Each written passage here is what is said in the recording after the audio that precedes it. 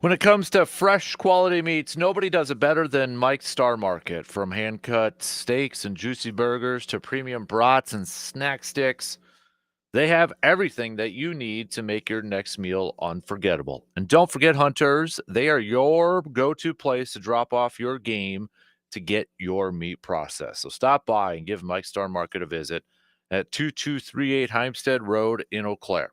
Mike, Sarah, and the entire staff there will meet you with a greeting and help you answer any questions you may have. Mike's Star Market, deliberately old-fashioned to assure quality and affordability. All right. Obviously, we all know where we're leading things off here this morning, talking a little green and golds. Jeremy, I like this perspective, Jeremy. Jeremy, with a quick text on that Shoe Doctors bullpen line. Thoughts of the game and heading into the offseason are mixed. First, huge props to the defense. Couldn't have played a much better game plan. But heading into the offseason, the need to add to the secondary or pass rush, they need to add. I would agree with that. Offense was a huge disappointment yesterday, and once again, the importance of Watson cannot be overlooked. Offense dug a hole and just couldn't get out of their own way. Injuries also caught up. I hope LaFleur and the coaching staff truly put some effort into upgrading special teams, and I wonder if they look to replace Rich Bisaccia. I don't know if that will fix the problem because he didn't miss the kick. He didn't fumble the ball, but it was another subpar special teams year. Looking forward to next year and on the draft.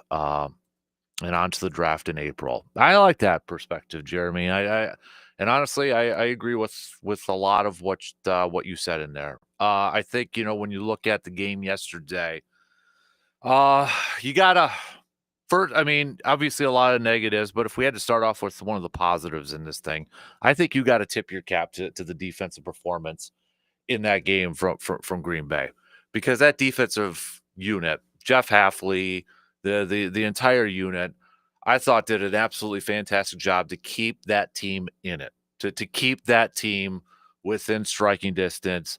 A game that could have easily been a blowout by halftime with the amount of turnovers and stupid self-inflicted stuff, and then fumbling the opening kickoff. I thought Halfley did a fantastic job with all things considered, and the position that they were put in, some of his play calls and being uber aggressive to try to get after Jalen Hurts, and credit to the players too. I think, if there was one positive that we could take out of this thing, and I know it doesn't matter at this point because, we're not playing next week and the season's over with and that. Um, it's just the defense, I think you have to do a fantastic job at. The defense, or you gotta give a lot of credit to the defense for the fantastic job that they did yesterday because, again, all things considered, the position that that team was put in because of the offensive miscues and turnovers and special teams blunders and that defense didn't give up. They fought their asses off last night, and if there's one thing that I think can kind of tip your cap to and maybe be proud of as a Packers fan. Not trying to say that there's any, moral victories or anything like that. But if there's one thing that you can be proud of, it's that defensive performance because those guys went out there and absolutely balled out in that game. So major credit to Jeff Halfley in his first year, first year coming from the college game.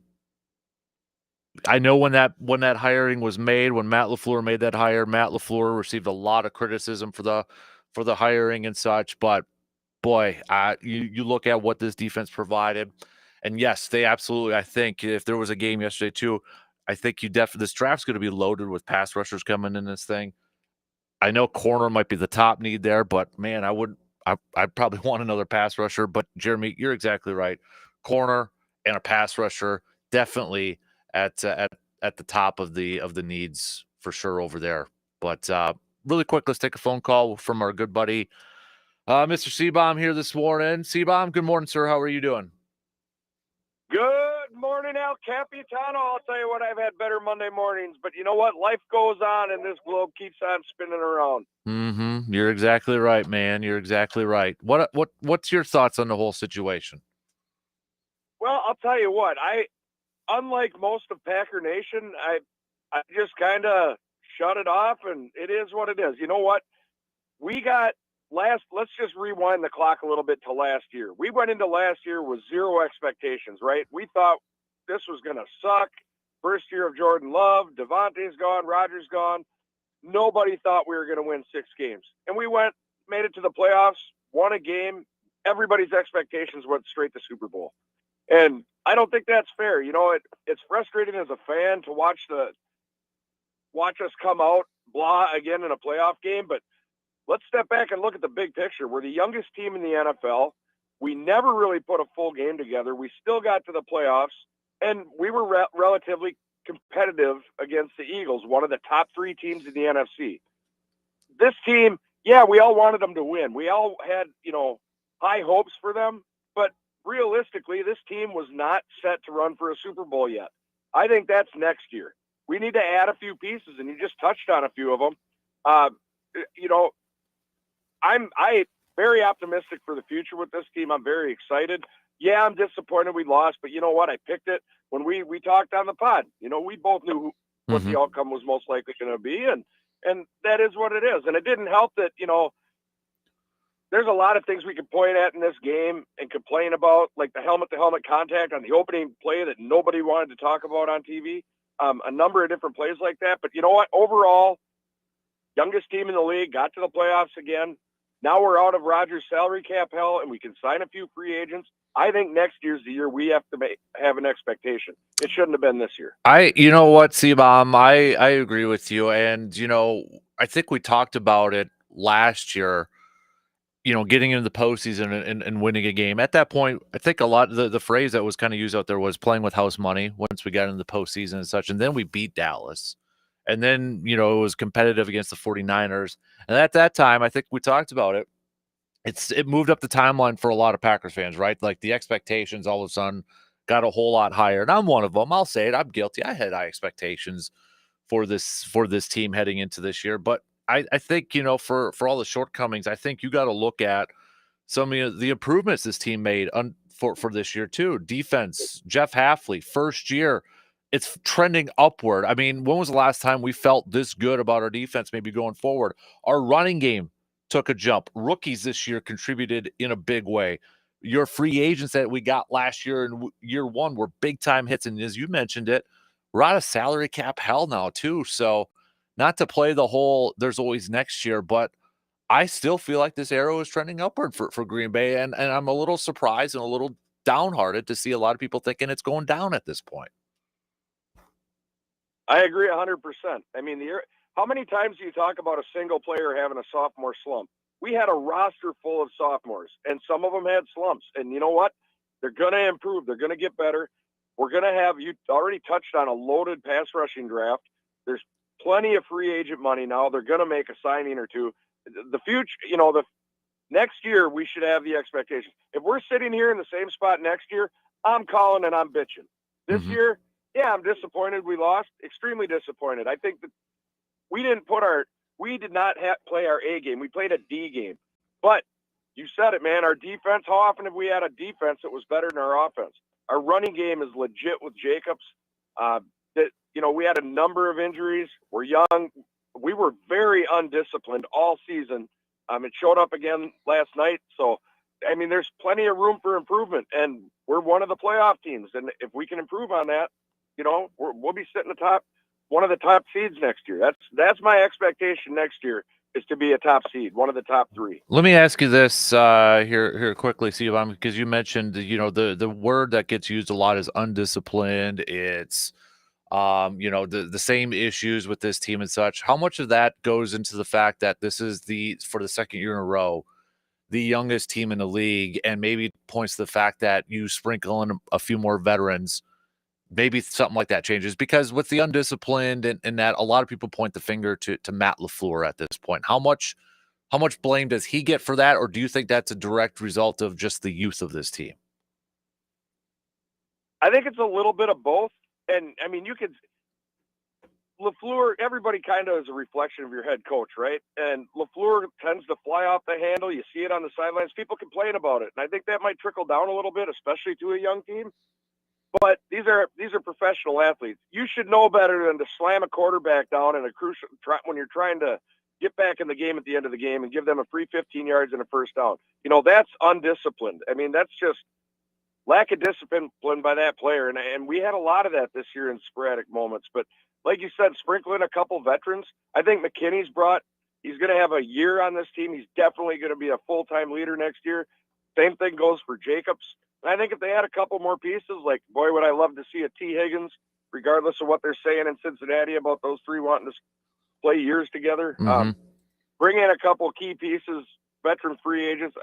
I'm excited for the future. I mean, yeah, I'm down that I'm, not happy we lost, obviously disappointed, but let's be realistic here. I don't think any of us really thought this was a Super Bowl roster team yet. And one more thing, because I know you got to get to work here, C-Bomb, and I appreciate you calling in here this morning, C-Bomb. But, one thing that just is, I know it's not Tuesday. It's not a grind my gears. But this constant narrative from some fans out there that already know how this is all going to play out. Like some people already know that, okay, Matt LaFleur, he's not going to win you a Super Bowl. Or that Jordan Love has already regressed, and now we're back to saying that he's, not the guy at quarterback, that Malik Willis maybe should have a shot to start for this team. Or the fact that we're not going to be able to sign this free agent, that free agent. Why do fans go with this mindset instead of just like being a fan and seeing it all play out at this point? Like, this is the thing that bothers me the most after losses like this. Yeah, it gets, and I've kind of been one of those fans in the past at some times, but at some point. But let me tell you this, man. People that want to bitch and complain about not having a quarterback, just go south of the border and cheer for that team. Tell me how hard it is to go without a quarterback for decades. You want to bitch about, we didn't get to the Super Bowl, our coach sucks. What do you think of Mike Tomlin? He's been to 8 straight playoffs and lost in the first round. Mike Tomlin's a great coach. You can look at the shortcomings of what you have on your roster all day long, but step back and look at what you really got. We are a playoff contender every year. You want to just throw that away and become the Bears? Go cheer for the Bears. I'm happy with Matt LaFleur.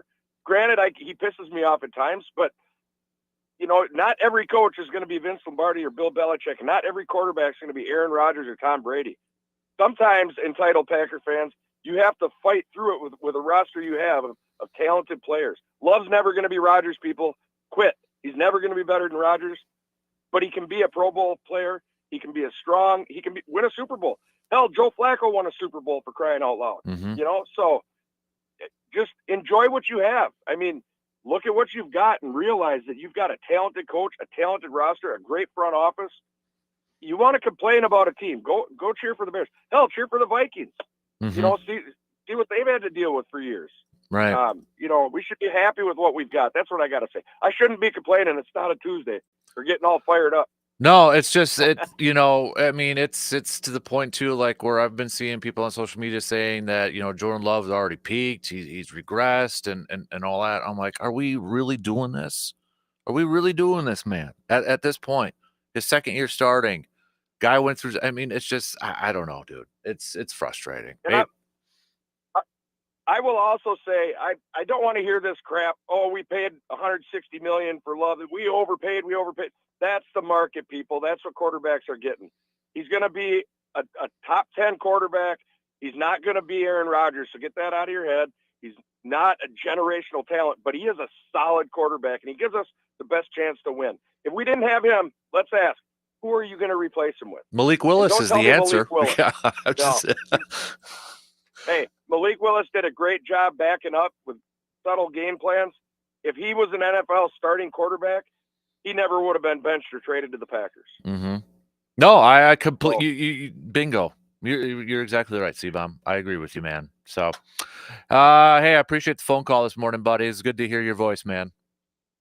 Well, good luck for you, my brother. I'm sure you're going to be getting barraged with messages. I hope you can battle through that. And let's look forward to the draft in the off season, and everybody have a safe, stay warm out there. Thanks for having me, El Capitano. Appreciate it, C-Bomb. There you go. He's off the Shoe Doctors bullpen line here this morning. Mark, C-Bomb, if you're still listening, our good buddy Mark says, damn, I hate to agree with C-Bomb, but he's got it right. Steve from Eau Claire here. I would add a wide receiver as another area of need in the offseason. Watson will likely miss most, if not all, of next season. Dobbs is going to be more concussion prone going forward. Wicks did not take as big of a step forward this year as many had hoped. I think we need to focus on wide receiver in free agency. I'm also curious as to your thoughts about whether or not Nixon fumbles should have been upheld because I think he recovered it. No, I mean, Steve, I think he recovered it as well. I think that was pretty darn clear, pretty clear and obvious in the replay. But for whatever reason, they decided to put it at the same time. I get it. The ifs, whats, couldas, shouldas, hindsight's 2020 in that, but yeah.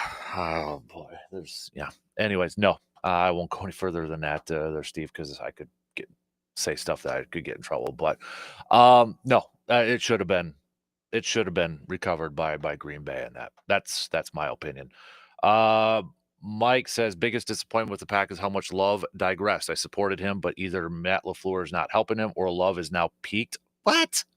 Come on. It's the same things that was said about him in a draft. Love is not a good decision maker. I realize he is young, but need to show improvement, not go backwards. Oh boy. Okay. Another texter, not getting T. Higgins, Walker Tom both need to be resigned. Walker Tom Ryan are all about to enter the last year of their rookie deals, but if they are looking to spend money on outside free agents, here's a good place to start. If they even make it to free agency, Tommy Tremble, Drew Dahlman, Milton Williams, DJ Reed, Will Freeze. Another texter, this was a little bit earlier. What a disaster. Turnovers, terrible quarterback play, penalties, play calling, undisciplined plays in the fourth quarter with 2 unnecessary roughness after the play is over. Horrible final 3 games. Another texter said, I wish we had Mike Evans. That's all I'll say. That was actually late from last night. So another texter coming in, who said we can't get T. Higgins because they can predict the future in a crystal ball. I hate this mindset from Packers fans that already know how everything plays out. It's like they act like they're the smartest fan base in the building. Go apply for a job at 1265 and put your money where your mouth is, then, people. Another texter says, I would love to get a guy like T. Higgins. I don't know if that is something that they will be able to compete for in the postseason, but I definitely think that they need to address wide receiver in the offseason. What are your thoughts on that? Yeah, I mean, I think you factor in, not even with Christian Watson. Let's say Christian Watson was healthy and such. I think one thing, you do look at wide receiver in the offseason as an addition. You look at the beginning of the year, the whole what was the main topic of conversation when it came to wide receivers is that, do they have a number one? Do they need a number one wide receiver? You had some people saying yes, they do. You had some people saying no, they don't.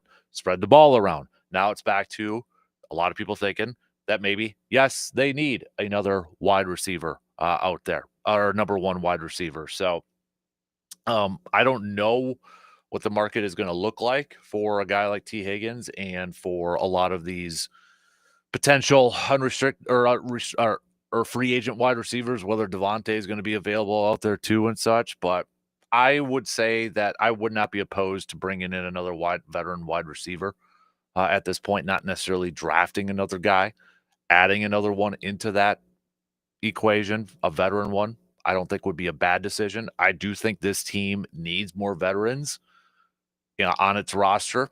I think, talk about all the youth, and I don't want to use that as an excuse. And I know a lot of people don't want to use that as an excuse when it comes to this team, but I think it's something you have to look at in terms of experience and such. And you look at the difference of bringing in veterans like Xavier McKinney and Josh Jacobs did for this team for this season alone. I think I know I would like to have a few more veterans, a couple more veterans being sprinkled into this upcoming offseason. And for anybody who says Green Bay doesn't do that, you haven't been paying attention to the last few years. Brian Gutekunst is not Ted Thompson. He's not a guy that is just strictly draft and develop. That's still a big mindset. That's still like their core there. But he has proven already that he is more active in free agency in his few years as general manager than Ted Thompson was throughout his whole tenure as general manager. So I think more so than not, I would be shocked if we headed into this offseason And we weren't aggressive in maybe free agency, whether it's re-signing some of our own guys. That's always going to be a priority for Green Bay. Probably specifically like a Zach Tom, type of guy over there. That's probably going to be priority number one for that group. But then you look across the board, where are they going to look at? Is it going to be corner? Jair Alexander is going to be a big question mark. Or are they going to look at, some people threw out the idea of Asante Samuel Jr., that sort of stuff. So to me, I would be a little shocked. And in fact, I'd probably be a little disappointed if they weren't a little bit active in free agency this offseason.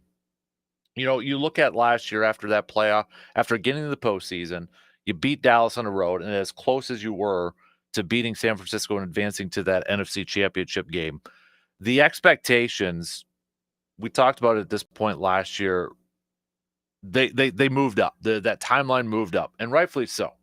I mean, and the expectations were sky high heading into this year. You had, whether it was local fans or national pundits, national talking heads saying Green Bay is a Super Bowl contender.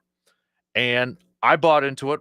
A lot of us bought into it. You look at how the season ended last year, and you're like, okay, sky is the limit this year. You bring in Xavier McKinney and Josh Jacobs. That only further moves that needle for the expectation to go higher. And there's nothing wrong with that. I had high expectations for crying out loud this year. But when you kind of let the dust settle a little bit and you look at everything, yeah, maybe they're like at that 1 or 2 years. Who knows at this point, but maybe the expectations were just a skosh high this year. Maybe just a skosh high. Definitely there was some regression. I don't want to use that word regression. I hate that word regression because I don't think it's 100% accurate. There was some poor play from Jordan Love this year. There's no question about it. His accuracy was off at times. He was inconsistent at times. But how much of that factors in? You had receivers dropping balls left and right. Jayden Reed had a down year, sophomore slump, if you want to call it. Dontavian Wicks had a sophomore slump, if that's what you want to call it.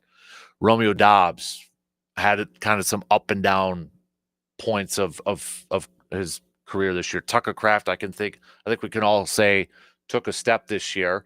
Probably would have liked to have seen him maybe be utilized more or targeted more. The whole debate about number one receivers or not, whether you want to have them or not.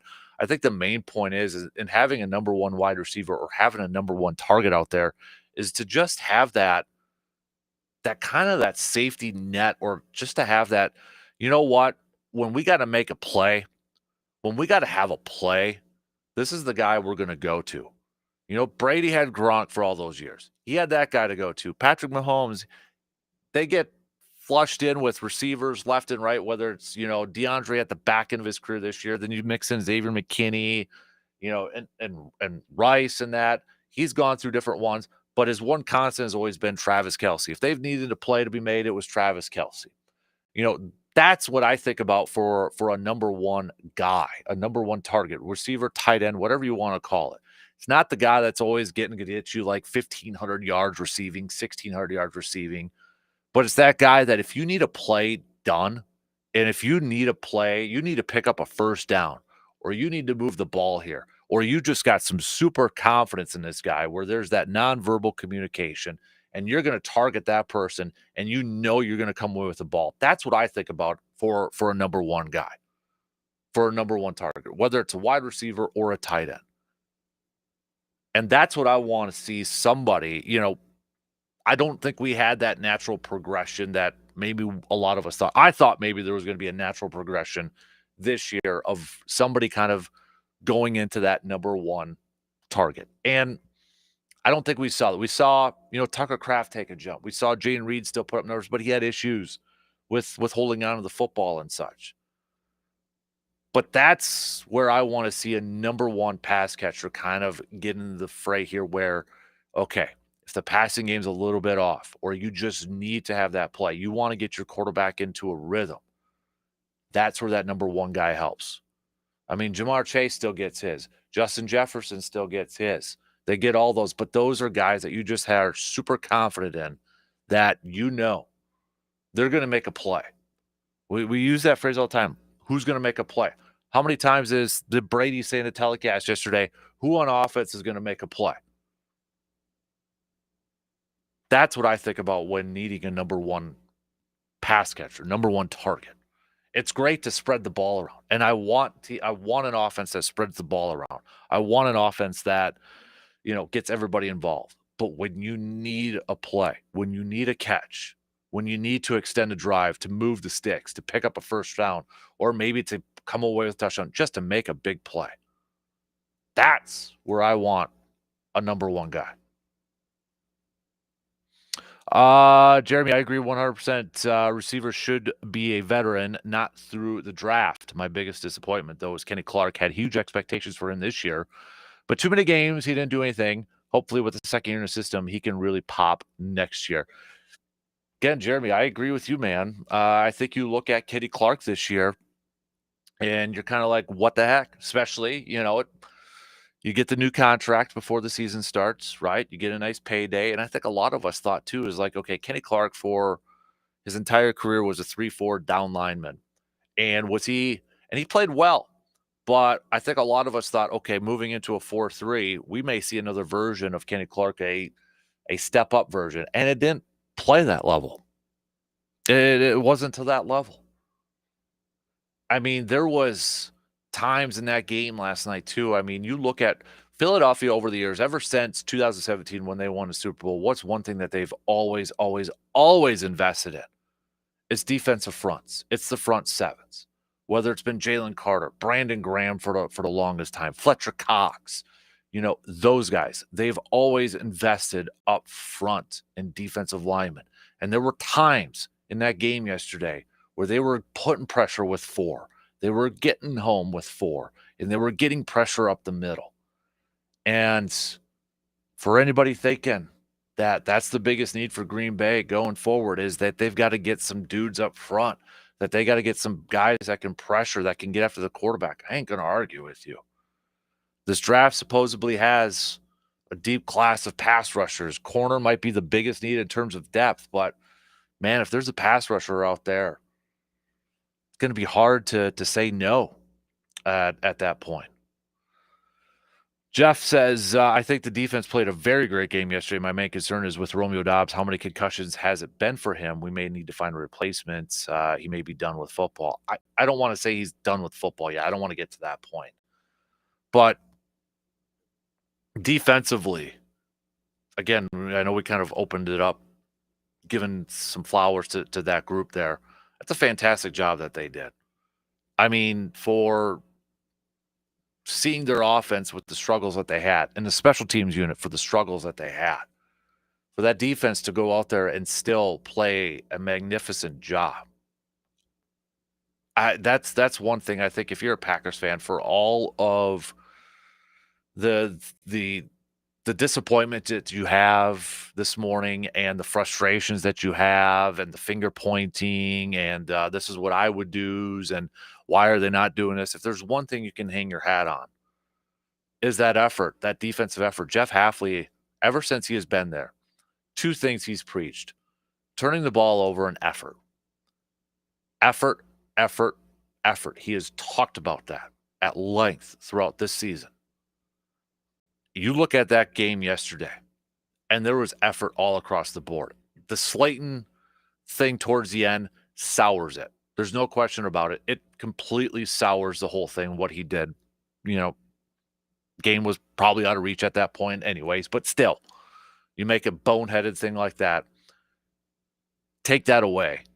Overall, the effort was absolutely there from that group. And you think about it, 3 of their defensive players too, main core defensive players, were rookies this year. Edgerrin Cooper, Evan Williams, Javon Bullard. Arrows trending upward. I think it's obvious their best unit is when Evan Williams and Xavier McKinney are your back-end safeties. Javon Bullard's more of your nickel guy. Edgerrin Cooper, we've sang his praises how many times this year? Arrows trending upward for him. So in a first year, when you overhaul your defense, you switch from a 3-4 to a 4-3, you bring in a different voice, a different philosophy, and then you're relying on 3 rookies to be regular contributors, big time contributors, concerning everything over there, I'm super excited about the defense going forward, and I hope they continue to get better. I don't know how the next few years are going to play out. I don't know if we're going to win a Super Bowl in the next few years, but the thing is like, you know what? That's why we watch it. Let's let it play out. I think there's some enthusiasm. I think there's some excitement surrounding this. It may not feel like it right now. A lot of Packers fans arguing with each other, getting into fights with each other, which is disheartening considering we all cheer for the same team. But I think once the dust settles and you kind of look back at everything, it was a season definitely full of ups and downs and inconsistencies and issues across the board. Didn't live up to expectations. And any year you're not hoisting the Lombardi Trophy, you're probably a little down.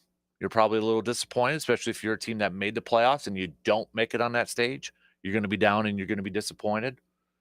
But when you look at everything and when you look at things going forward, I choose to remain optimistic. I choose to remain positive on the outlook of this team. I choose to look at this and be like, okay, definitely some issues they got to figure out. The inconsistencies on offense, Jordan Love's accuracy, wide receiver, different parts of this. Absolutely 100%. But I also think there's a lot here to look back at and say, okay,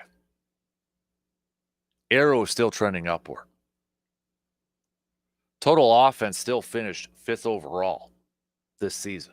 5th overall in total offense with the issues that they had on offense. The defense, 5th and 6th.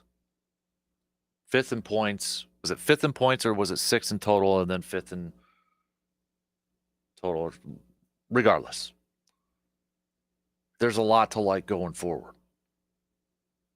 And I think that's why I choose to remain optimistic with this team, to remain optimistic with who's on this team and who's going to be on this team going forward, whether it's a coach, whether it's a player. Because I think there's a lot to still like with this thing. May not feel like it now.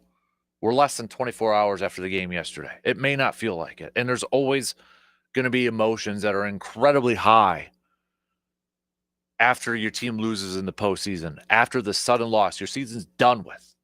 You're invested in it for half the year. And then all of a sudden, in the blink of an eye, it's done with. And when you're not hoisting that championship trophy, yes, emotions are going to be incredibly high. But take a little bit, reflect on it, look forward, and I think I'm still bullish on the future of this. Now, I'll go back to where I said that I would be disappointed, or not disappointed, but shocked if LaFleur is not aggressive in free agency again. I think part of that too is you look at the rest of the division. The rest of the division in the foreseeable future is going to be pretty damn good. And for the longest time, by default, Green Bay has just been the dominant team in that division. And I don't think Green Bay can rest on their laurels on that anymore. I don't know if they necessarily have been, but you can't rest on their laurels. Fans can't rest on their laurels. That it's just going to be Green Bay coming in that division. Detroit's going to be there. If they lose their coordinators, do they take a little bit of step back? I don't know. Nobody knows. If Chicago actually gets their head coach hiring correct, they've got playmakers over there. We see what Minnesota's doing over there. This division is going to be a tough one. And by that fact alone, I think Green Bay recognizes that. They know that. They got to get better. They got to get better in terms of talent. They got to get better in terms of coaching. They just got to get better overall. Iron sharpens iron. There's no more just, okay, it's not like 2013, 14, 15, mid-2000s, whatever, where it's like, okay, we got Aaron Rodgers and we got this offense. The rest of the division sucks. We know we're going to win a division and get to the postseason. The division ain't like that anymore. And I hope, and I really hope that with the division, the NFC North overall being competitive and being better overall makes this team better, challenges them to be better. All right, we rambled on quite a bit. We got to take a really quick break to finish up the first hour. More texts coming up in just a few minutes.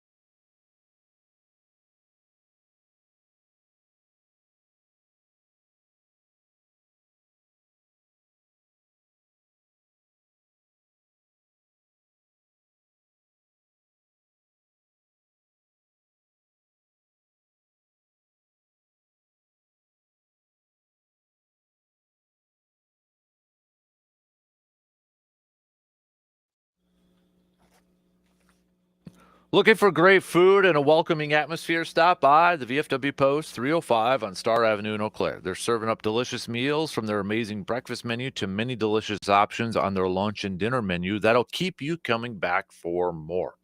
Whether you're dining with friends, family, or fellow veterans, they are open to everyone. And if you're looking for a place to hold your events, they're your go to place as well. So the next time you're trying to figure out your next stop for breakfast, lunch, or dinner, make a stop at the VFW Post 305, located at 1300 Star Avenue in Eau Claire. Just about 30 seconds left to the top here, so a couple more texts we'll get to. Coming up next hour, Justice Cleveland will be joining us as well. Smuck says we got nothing from 3 draft picks, Morgan, Hopper, and Lloyd. Hopefully, they help out next year. Jared, hey Dan, here are my thoughts on last night's performance. I think the biggest thing that killed us is the play calling. I'm not saying that Matt needs to be fired, but maybe he thinks about giving the duty to someone else. Also, we came out really flat, no juice whatsoever. But with that being said, we need to reload and go for the gold. Shout out to his dad's shop, AJM Auto. Absolutely, big thanks to AJM, by the way. They had an issue with my snowblower. They were able to fix it right up for me. They are big time backyard dream supporters, AJM Auto, as well on Brackett Avenue. But shout out to John and go Blue Golds, right? Right, John, if you're listening, right, Jared? Go Blue Golds too.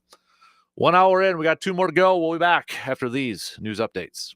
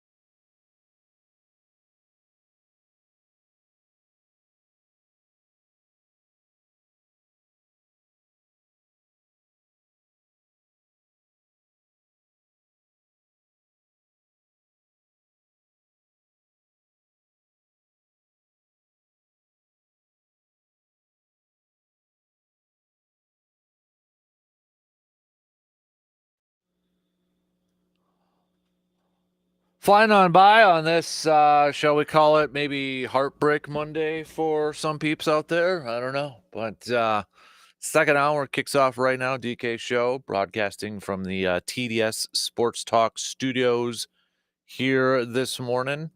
A big thanks for making us a part of your start here this morning on January 13th. It's a little bit cold out there, but it's also a good reminder too, if those temperatures ever get so cold, or maybe we get some winter weather where it causes school delays and school closures and such, you want to make sure you head to our website, sportstalk1051.com, for the WEAU 13 News First Alert School Closings that are brought to you by Hovland's and Service Master. So again, if that temperatures get a little bit cold, I know there had some first alerts out there, but if it gets pretty cold where you're thinking, oh, could school be maybe closed or such, or maybe we got some snow coming in that could cause some delays in that, you want to stay tuned to, especially if you got the kiddos, you want to stay tuned to any school closings or delays. The WEAU 13 News First Alert School Closings, again, brought to you by Hovland's and Service Master Rate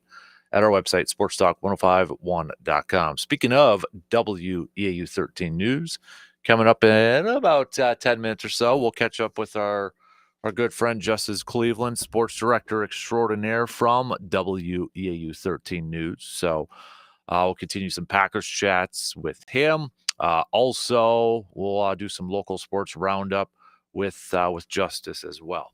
Plus, we'll get back to some more of your texts and comments. Hit us up, 715-830-1912 on that Shoe Doctors bullpen line this morning. Otherwise, you comment on the video streams, hit us up over there, or on the social feeds as well. Either one works. A couple more texts to catch up on here this morning. We've got Jeff saying, definitely been impressed with Jeff Hafley's job performance this year. Packers fans should also give Matt LaFleur for that. Give Matt LaFleur credit for that, excuse me, for him bringing in Jeff Hafley. When that announcement was made, we had every Packers fan in the world saying who and why, and it looks like it was a great hire by Matt LaFleur, so he should get credit for that move as well. Another texter saying here, I think the highs from this year was the signings of Xavier McKinney and Josh Jacobs. They were home run free agent signings and definitely were big-time contributors for this team. Definitely disappointing to see some of the young offensive players have down years this year, but I'm not ready to say that they have regressed. Let's give it a little bit, people. Everybody is so impatient and wants wins right now, but in reality, that it isn't how it always works. When will fans understand this? That is from Mike on the texting line. And we'll do another one here, another quick text here. This is from Greg. Greg saying, definitely agree with everybody out there thinking we need to go and get a veteran wide receiver to add to this group. I'm not down on the group overall, but I think bringing in a veteran presence who has had consistently good seasons to be a number one target would benefit the other guys. I'm all aboard in getting T. Higgins. Poo-poo on all those other Packers fans who say it's not happening at this point. Have some faith, because that's what your job is as fans. All right, keep those coming. We'll get back to some more of those throughout the morning here. Also, don't forget, it is I'm not saying, but I'm just saying Monday morning. So fill in the blanks. I'm not saying blank, but I'm just saying blank. Best ones we'll read on the air.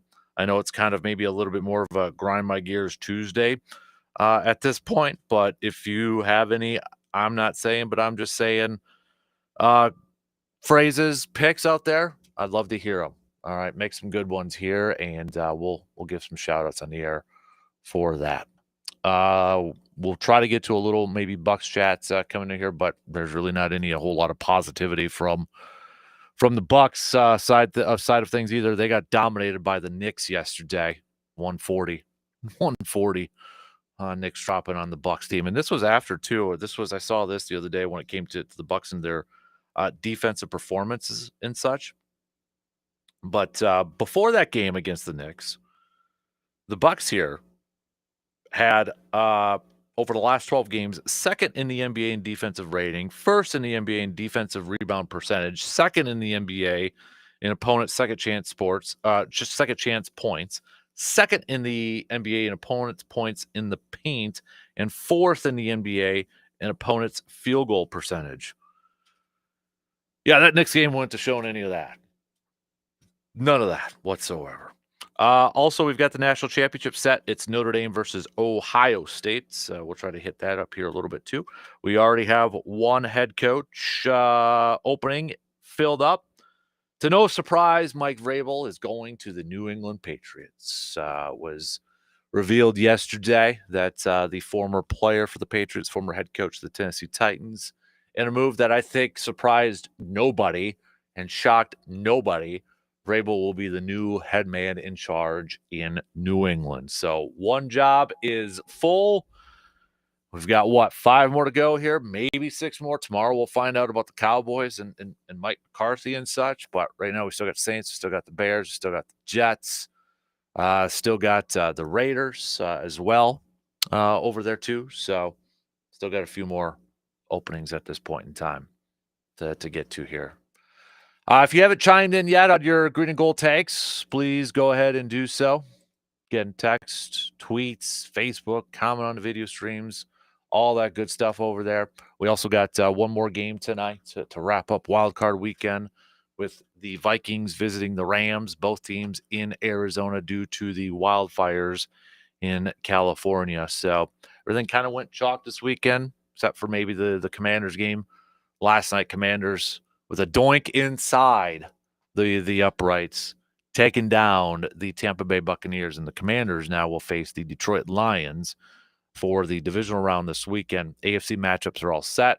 It's the same 4 AFC teams in the divisional round that were in the divisional round last year. A little bit of a different matchups based off the seedings and such, but it's the same 4 teams. It's all the division winners in the AFC. Kansas will be hosting Houston, and Buffalo will be hosting Baltimore. Excited for that Baltimore and Buffalo one. I know Baltimore dominated Buffalo earlier in the season, but I'm really pumped up for that game. If there was a game that I'm looking forward to the most this weekend, it's that one. But also, I think Detroit and Washington could be kind of a sneaky good one there too. I mean, Jaden Daniels and what Cliff Kingsbury has done on the offensive side of things. We know about Ben Johnson, the Lions, and what they've done on the offensive side of things. You've got Aaron Glenn coaching his butt off on the defensive side for Detroit, going up against Dan Quinn in that Washington defense and such. So I think that could be a sneaky good matchup as well.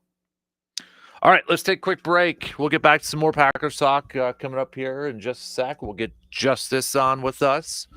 But keep your thoughts coming, all right? Hit me up, 715-830-1912. We'll be back in just a few minutes.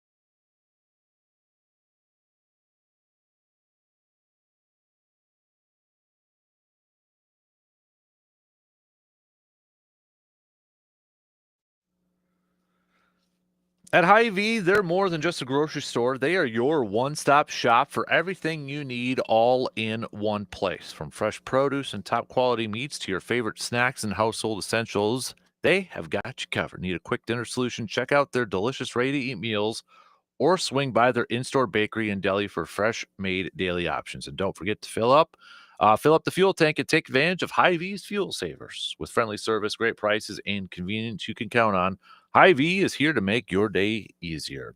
We welcome our good buddy, Mr. Justice Cleveland, sports director, WEAU 13 News, braving the cold temperatures out there. How you doing, buddy? Perfect that it's cold out Yeah. on this day, doesn't it? Cold Just kinda, hearts and everything. yeah, right now. exactly. Well, but yeah, it was pretty chilly out there this morning. Oh, Be it careful. is, If you got kiddos at the bus stops and that, make sure they're bundled up here. Oh, this morning. exactly. Gloves, hat, everything. Mhm. Make sure they're not those kids that think they can wear shorts. Yep. 100 days a year. I agree. 100 days of the winter. Really quick text from Sean. Morning, Dan. With this division as strong as it is, Packers fans need to tone down the expectations. Quarterback, wide receiver, entire defensive line and linebackers are key to winning a Super Bowl, and they all took major steps back. What wide receiver would be above a number 3 of most teams? Loves. A number 3? Oh, come on. Loves Most teams, too? Do you know how many teams in this league are junk? I was going to say the C word, but come on. Love stunk all season. Hopefully that was due to early injuries and not a sign of the future. And it's sad that only bright spot on the front 7 was a rookie. Clark and Gary's contracts are going to hold the pack back unless we can trade them both just to save money. Probably not trade. You got dead cap stuff in that, so it's not. Don't want to get into a salary You don't see caps situation. It's thing not there, MLB and yeah. NBA where you see a lot of the trades for cap reasons. Most Yeah. times just they cut you and then you still have to. That's the Yeah. one thing with the salary cap in the NFL. Even if you sign somebody to a massive deal, you can't just easily get out of it by trading. You still got to carry the dead cap right on that. So, but anyways, Justin's already coming in. I like it, man. All right, your thoughts. Let's just jump right into it, man. It was an ugly game. I'm not going to sugarcoat that part. And obviously a team that just, if they could find a way to derail their last couple games at the beginning of the games, did so. Mm-hmm. I think it's a team that, I'll put it this way. If this team had missed the playoffs last year and been just, let's say they finished 7-9 last year, made the playoffs this year, would that have been the step? They almost, by overachieving last year, cursed themselves to this year of being like the expectations were higher than maybe the team was talented enough to reach those expectations yet. That being said, I don't think this team ever hit its stride. Even when they were winning, it just never felt like they were completely 100% in a stride. I think it's a learning year. I know that people don't want to hear that. They're like, this team should be in the Super Bowl. Well, you know what? They're not. But I think it's a year. Brett Favre didn't come in and go to the Super Bowl right away. Yeah. Aaron Rodgers didn't come in and go to the Super Bowl right away. It took a couple of years to get there. And I think this team, being as young as they were, took their lumps this year and looked like a young team, making young team mistakes. And a lot of that's going to go on Matt LaFleur because he's got to be the one to make sure that this team's not playing like that, not getting those penalties, not making those mistakes. That being said, the future still, I think, is bright in Green Bay. I know people are all downtrodden, like this is the end. It's like, I don't think it's even close to the end. I think Jordan Love, as the last listener said, I hope those injuries are kind of the reason that there was some of these struggles. It just wasn't as consistent as you would like. I think that receiving crew is still young, and maybe you do go get a veteran presence maybe in that receiving crew. I think that, in that locker room probably maybe could use a little more of a veteran presence to kind of be the one that everybody gravitates around. But that being said, it's not the end of the world. I just, that's the take I never like, is like, it's over.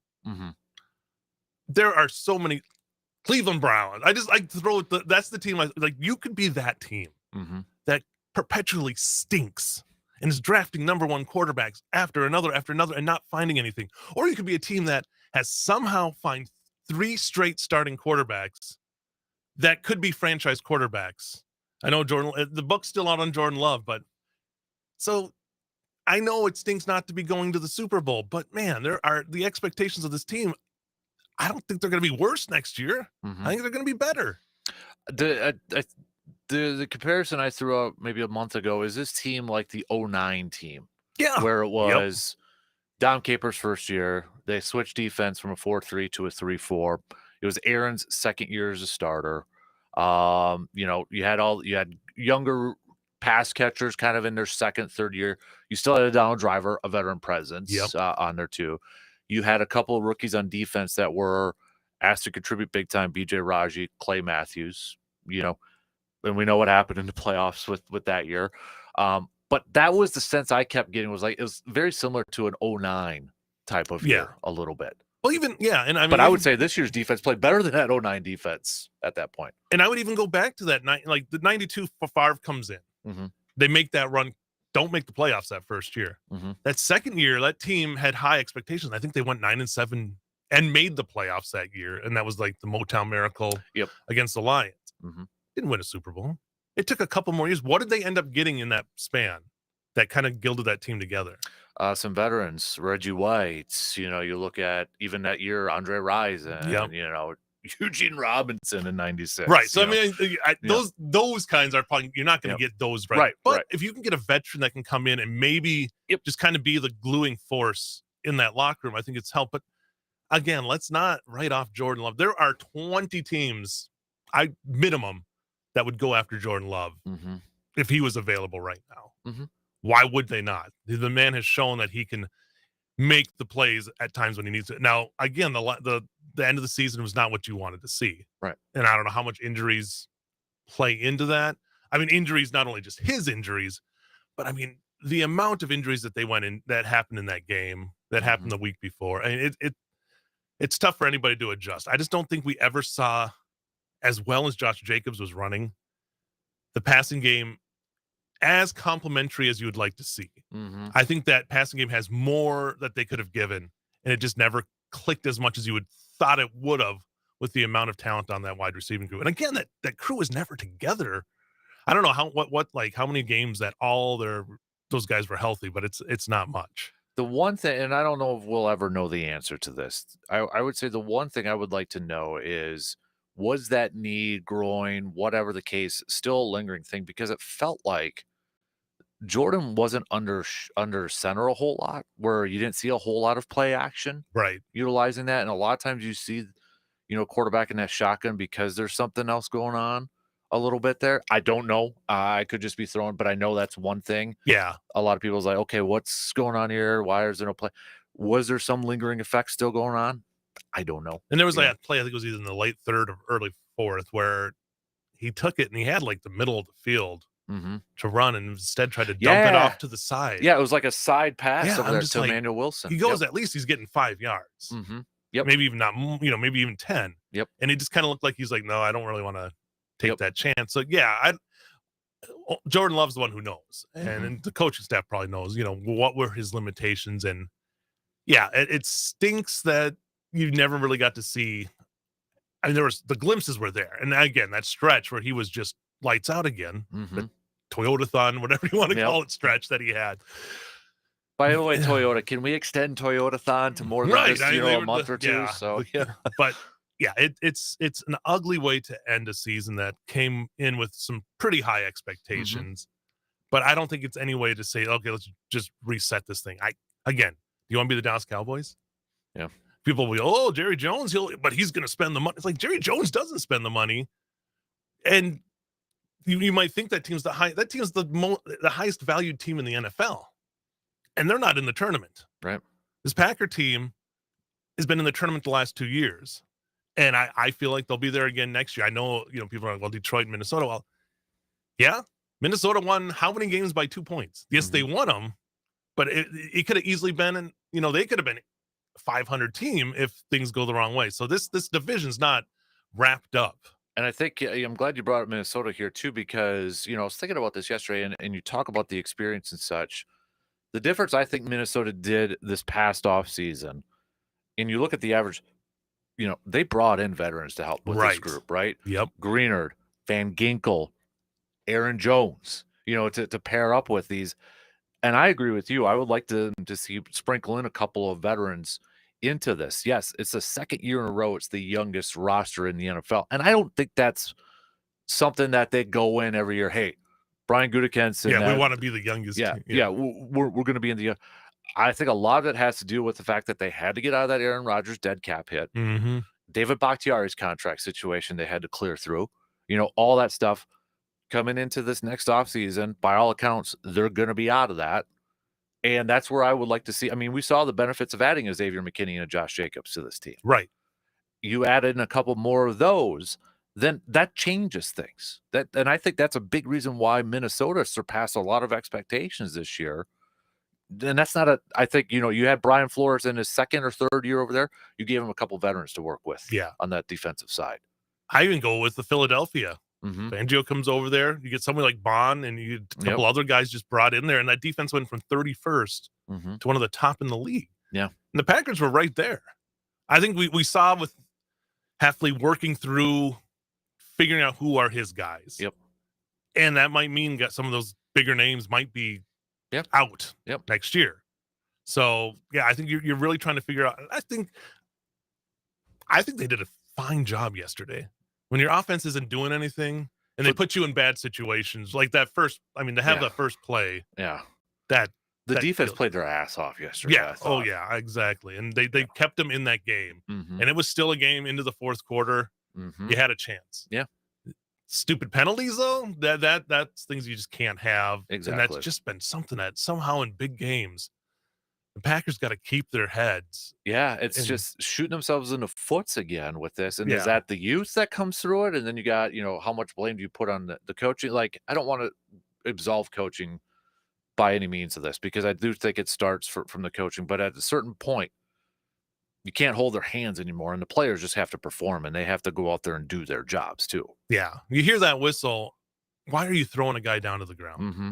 Even like Keyshawn's, I know people are like, oh, it wasn't much. He was just making a hand gesture. It's like, you're out of bounds. Mm-hmm. You have your hands on a star player in the league and you shove them. Yeah. What are you expecting? Stars are going to get the calls. Exactly. Yeah. What are you expecting to happen? I know it was slow motion. It looks worse than it does in real time, but you still can see why they would call it. He's 3-4 yards out of bounds. You're pushing him into the guy's holding the first down marker and stuff. It's just like, it's bad optics. You gave the ref an excuse to call the flag, and then Slayton's, that was just, I don't know if that was the frustration at that point coming through and everything, because, that's where I gave the defense a lot of credit for like 3.5 quarters, because, we're all human. At some point, there had to be some guys like, okay, is anybody else going to help us? Right. Offensively, especially, is anybody else going to help us? We're doing our job, and we're kicking some, what out there. Yeah. And I don't know if it just got to that point where it was like, F it, that frustration, just like, screw this. Well, even like, say the fumble to start. Do you blame Rich Bisaccia for an all-pro fumbling? Yeah. How do you blame, you can't really put that on Rich Bisaccia. This is Keyshawn Nixon. This guy was 2 years ago an all-pro at returning. So you have one of the best in the league there doing it. And he fumbles. Is that Rich Bisaccia's fault? I can't really put that on him. McManus was money for almost the whole season. We wanted him resigned last week. Yeah. And he ends up pushing a field goal. I don't know if I can blame Rich Bisaccia on that. Yeah. So it's just like, it's a tough situation where things just really almost a perfect storm of the mistakes that you can't make against big teams. And the Packers made them. And that's where it comes on LaFleur to look at this for next year and see, what do we need to do different in our procedure in these big games? Because what we're doing is not working. And that's where, I know maybe I'm in the minority. I don't think I'm in the minority. I think it's just a loud minority that want Matt LaFleur fired and gone after this. But I will, and I'm not one of those. No. I am not even close to being one of those. But I will say that there is one thing that I think Matt LaFleur has to figure out, is what you just said. Is, I know he talked about the self-reflection and all that, and fans at this point, less than 12, they don't want to hear the coach speak. Right. They don't want to hear that stuff. And I think for fans in general, don't take pressers so seriously for comments made from coaches and that, because you're not going to get truthful, heartfelt answers a whole lot up there. They're not going to spill their guts. They're going to try to be professional and just not give you anything. They're not going to throw anybody under the bus. Right. That's their job, is to keep that locker room united. You go out there and you start harping on one thing, throwing people. That's how quickly you can, this could fall apart. Yeah. So Matt LaFleur's not going anywhere. No. You know, again, same with the Jordan Love. Matt LaFleur's gone. Matt LaFleur has a job.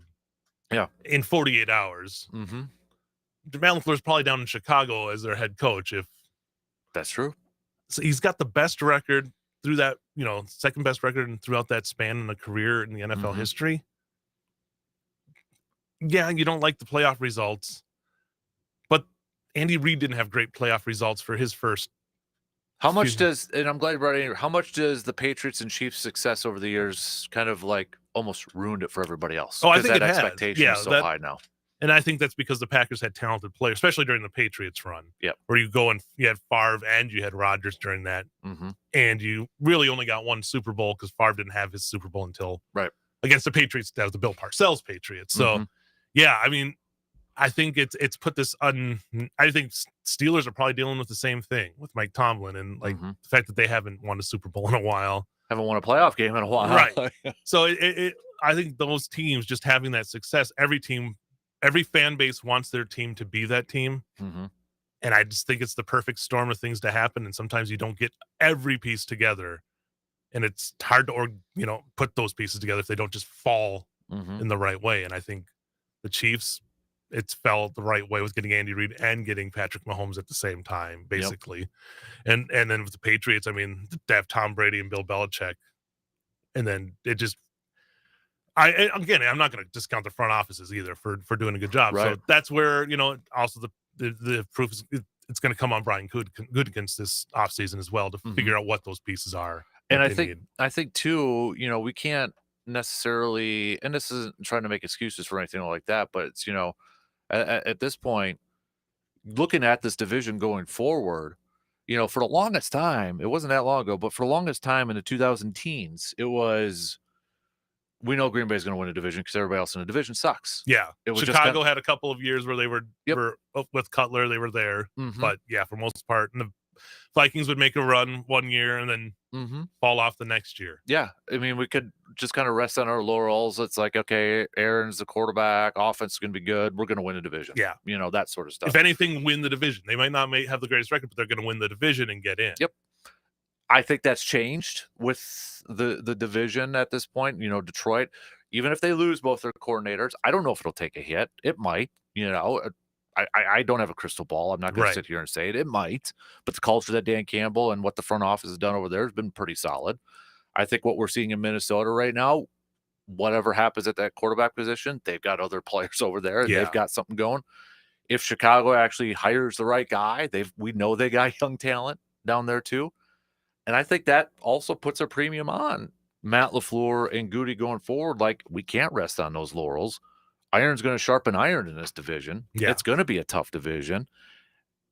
But I'm still optimistic going forward. Like, I choose to be optimistic in this case. I know it stinks. And if you're not the team that's hoisting the Lombardi, you're a team that made the playoffs and you fell short, yes, you're going to be upset. You're going to be down in that. But let's also have a bigger picture type of feel with this thing and look at this. And that's why I choose to be optimistic. I see the youngest roster in the league. I see cap space coming. I see a team that you can make a lot of cases improvements from this year compared to last year. And I agree with you. I think, we said it at the end of last year. It's like, okay, they set that bar higher and that timeline moved up just because of what they did. Yep. And it was like, all right, let's go for it now.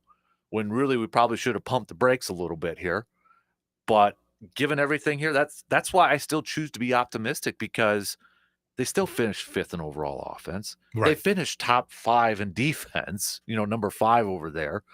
I choose to be optimistic with this because I don't see an arrow trending downward. No. Yes, there's bad things and there's stuff that you want to see improved, but I still choose to be optimistic with this. That defense playing as well as they did, missing basically their best defensive back too. And you have a guy in Edrin Cooper who is turning heads and is, if anybody was a breakout, probably their most instinctive linebacker they've had in years. Yeah. I mean, you have a guy like that everybody's, is opened eyes in the league. So there are so many things. You're again, on offense, you just never had everybody at the same time, and maybe besides the offensive line. Yeah. And then of course, that happens. It destructs during the playoffs here. So Yeah, I think people. Yeah, I can see where there's that look at the Lions and Vikings, and it's tough, but Mhm. I would be cautiously optimistic going into next year because I think they still have the talent to make that and get if they can work out those kinks, especially in the big games. That's a big thing. You got to get those big game kinks out of the way. Yep. Then you're fine. I think it's looking back, maybe back to like the Favre era of Dallas was always in the Packers' way. Yeah. Once you Yep. figured out how to beat those teams, Mhm. you should be a chance for a chance for a Super Bowl is always going to be there. Then Mhm. And I think that's the thing. If I were to tell Matt LaFleur and his whole self-reflection thing, and the thing is, you may have an idea. We're not going to know until they're in a big game next year whether they've got stuff figured out, right, to win those. But that would be the one criticism or the one thing I would like to see different is going to be the big games because ultimately it's going to be at a certain point. It probably is like that for a lot of fans right now. Is like, okay, so going to the playoffs isn't enough. I don't think for a lot of fans it's never going to be. Yeah. Yep. Because they've made the playoffs so often. Mm-hmm. You get that kind of I always call it the Atlanta Braves syndrome. Yeah. Where a team is so dominant or so good for so long that just making the playoffs is enough. Mm-hmm. You need to be in that final game. So Right. I think that's unfortunately almost something you build up as being a successful franchise is you're good. It's Brewers the same way. Brewers are making the playoffs every year, but man, you really want that next step. Yeah. So you want the hardware. But again, there's the flip side of that is being a team that has had no success and is battling to make the playoffs once every 10 years. So I think they're on a good side of that coin, and people have to realize that. It's just I understand where it's just tough not being that team that year. Would it be fair to say that kind of LaFleur is entering this season, this upcoming next offseason, but he just finished his second season with the team because when he took over, you had Aaron, you had Devontae, you had all these veterans, right? Goody signs Darius, Preston, Adrian Amos. It was like he took over a team that missed the playoffs, but GM comes in. I've got a veteran quarterback at the back end of his career. I've got Devontae. I've got these places. We're going to give you more veterans. And then when they missed the postseason, everything wiped clean. You have brand new wide receivers, young receivers. You got a new quarterback. You're kind of changing things on defense. Is it fair to say LaFleur kind of wrapped up his second season with a completely different team almost in that sense? Oh, you know I what think I'm trying to say? It's two different eras. Yeah. It really is. It's the Rodgers era and then the post-Rodgers era. It really is. And they are two distinctive teams. You can really feel it that way. So, yeah, I think it's, again, a young team that is making young mistakes that you, as a head coach, it's his job here coming up in year 3 of that team to figure out who are the leaders, who are the guys that aren't going to keep making these mistakes, and who are the guys that are going to step up and be that top tier people. So they're going to have decisions to make this offseason. They got to figure out, I think offensively, the running game I love. They got to figure out why they weren't able to hit as much on some of those pass plays, because that should be freeing up people. And if that's Jordan Love, you look at him and you say, hey, clean up some of those mechanics. Get, stop throwing off the back foot as much as you do. Don't need to do the Jordan Kobe fadeaways. Right. I think the pass was at Malik Heath, the one where he was just had his toe on the line. Yep. That's, as much as that's on Malik Heath, that's more on Jordan Love because he threw that ball high and hit him in the numbers. He catches that ball and then steps out of bounds. Instead, you throw it up. He has to try to dot the. So there's just little things like that you need to clean up. It's the inconsistency because before that too.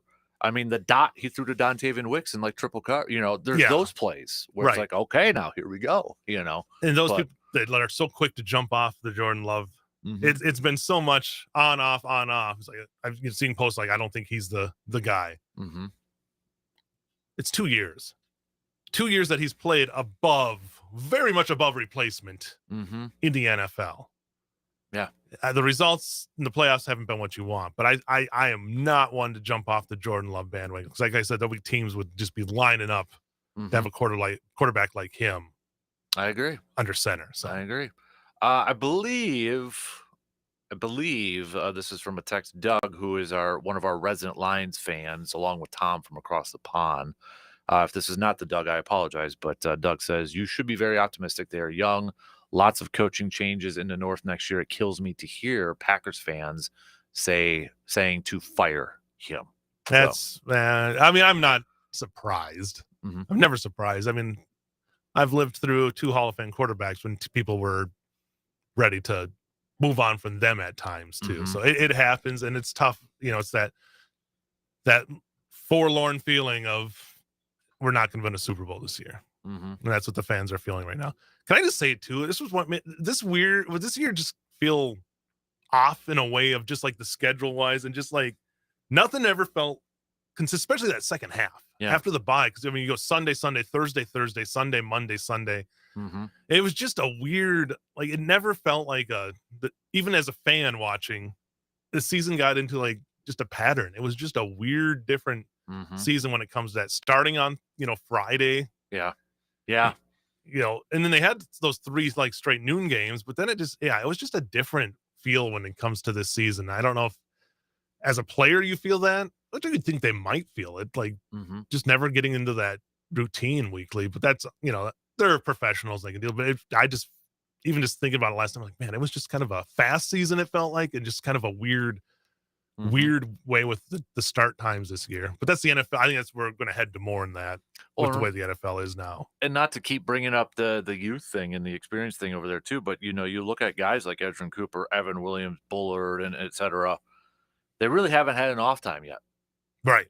They got done with their college years, then they're in the draft process, and then they play 10, 11 games in their college career. So after they get to the draft process, then they're with their team, and then they're practicing nonstop, and then they almost got to play a double schedule than what they're used to. You hear rookies all the time talk about that Yeah. adjustment over there, and I think a lot of times too is maybe that's where you see the sophomore slump for some of the guys because, all right, they finally have an off, where they kind of like then they got to adjust to their new schedule. Oh, yeah. At that point. And I don't know if that was an issue with Reed this year or Dontavian Wicks. There's one thing that I've learned over the years is I'm not judging a wide receiver after 2 years in Green Bay. Yeah. I'm not judging that. We've gone through that road how many times? And Devontae, I'll just say, people want him gone Right. Oh, after yeah. the second year. Oh, he's so- never going to be able to take fill the shoes of Jordy. Yeah. Because he couldn't come in that second year and replace an All-Pro. Right. Or a Pro Bowler. Mhm. So, yeah, that wide receiving crew, I think, can just be – I think we just expected more because they're all so talented. Mhm. And I just think injuries caught up to them. If not from Jordan Love being injured first game, then you had to go kind of a run-based offense because you had Malik Willis just stepping in after 2 weeks. Yeah.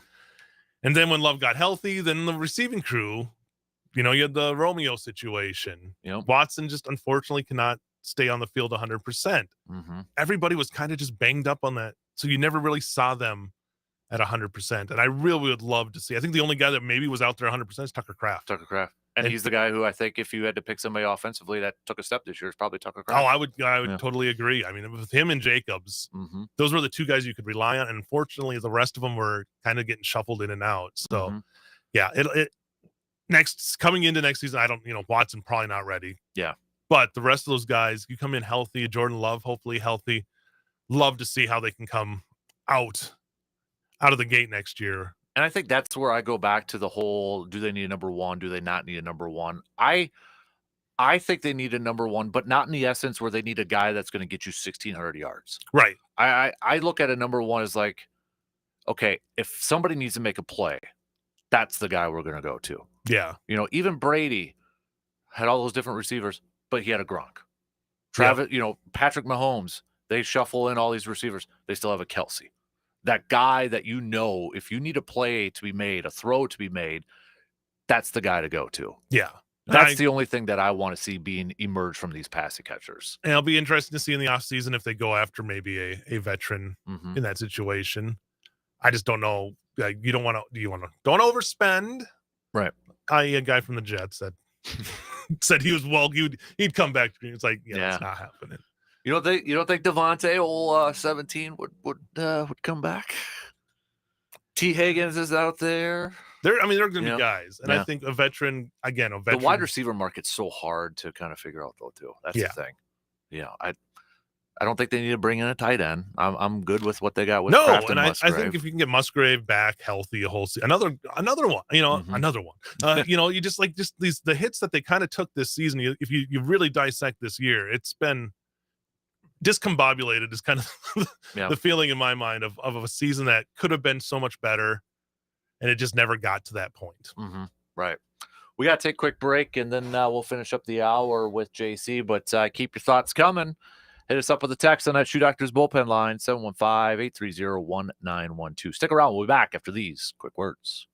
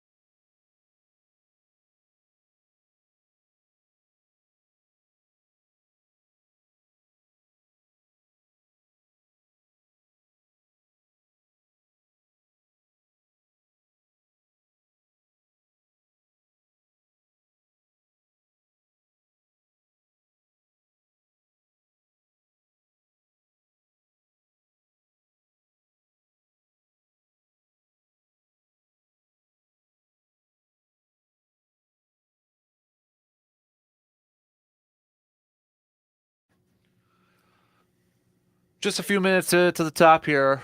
I don't know if Ryan Wood was listening to our program, but Ryan Wood, who covers the Packers when he needs it. Jared Goff can throw to Amon-Ra St. Brown. Jalen Hurts has A.J. Brown. Sam Darnold has Justin Jefferson. Baker Mayfield has Mike Evans. Matthew Stafford, Cooper Kupp, Puka.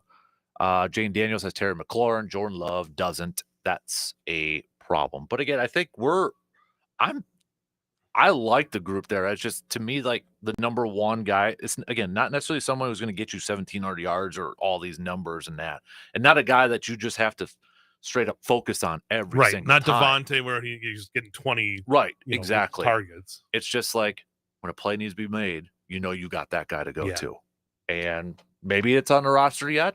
I don't know. But I would agree that I think that's a thing that would help out Jordan Love a lot, is to have, if you want to call it a security blanket, then call it a security blanket. But Mhm. when you need to play on 3rd and 5, you can go to that guy. Yeah.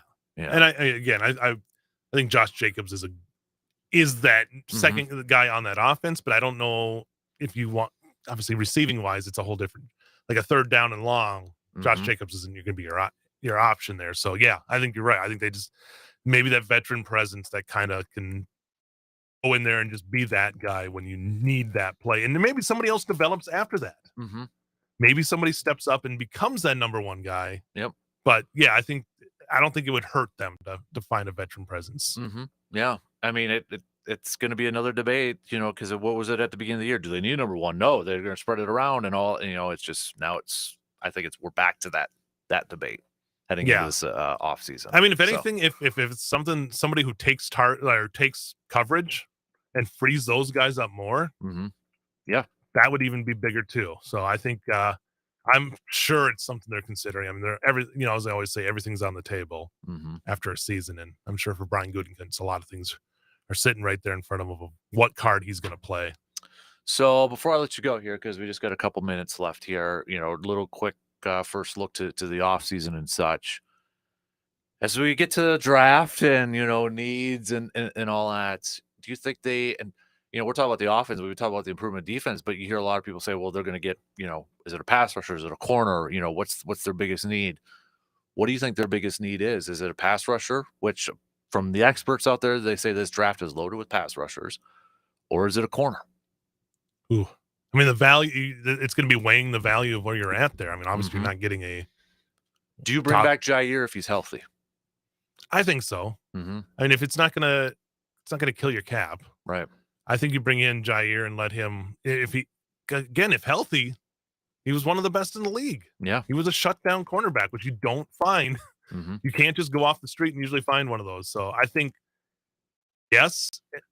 I also think with the amount of pass rushers that are out there, if you can get the cornerback first, but. DBs in the draft in the first round it's rolling the dice. But everything is in the, I feel like at this point, pass rushers. Yeah. Does Van Ness, what's his, is he somebody who's from a different system now that doesn't fit into Hafley's system? Yeah. And then how much you factor in, the first year he's told to stand up rushing. And then his second year, he's like, okay, put your hand in the dirt. Right.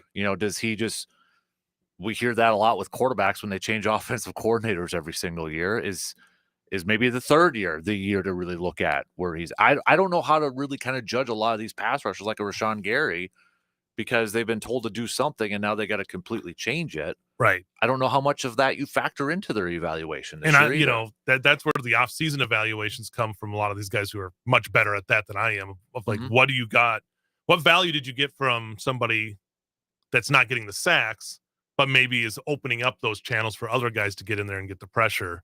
So like Rashawn Gary, Kenny Clark, like what's their value anymore on this team? And those are decisions, again, Gutekunst is going to have to make. I mean, if you had to, they probably go defense in that first pick, but we've never been surprised. All of a sudden it's an offensive lineman or something. Yeah, it could be another offensive lineman over there. Who knows? Yeah. Wait, maybe this is the year they go wide receiver. We don't need to go down that path right away. Yeah, that would be the one. Getting a number one wide receiver out of the draft, the number of times that actually hits. Yeah, we've talked about this for years. It's very low, very low. Yep, I think a lot of people at this point would maybe like to bring in a veteran. At that too, because I think you have so much talent with those other guys. Yep, and a deep wide receiving roster that if you can get that one other guy, because I don't think you're gonna have Watson start of the year unless he pulls some kind of miracle return. So I think a veteran would be great to kind of have that role. I agree. Tyreek Hill. Yeah, he wants out. Yeah, I'm sure he wants to play. I feel like he would be just the kind of guy who would really want to play in Green Bay. Right. Oh, man. Well, hey, we appreciate it, buddy. Enjoy the rest of your day. Stay warm. Thank you. And then we'll catch up with you in a couple weeks. Yes. So, final hour, last call for any more vents, texts, Packers fans. What do you have to say about everything that's transpired in the last 16 hours, whatever, 14 hours it's been? So I'm sure they have nothing to say. Right, exactly. We'll be back after these news updates.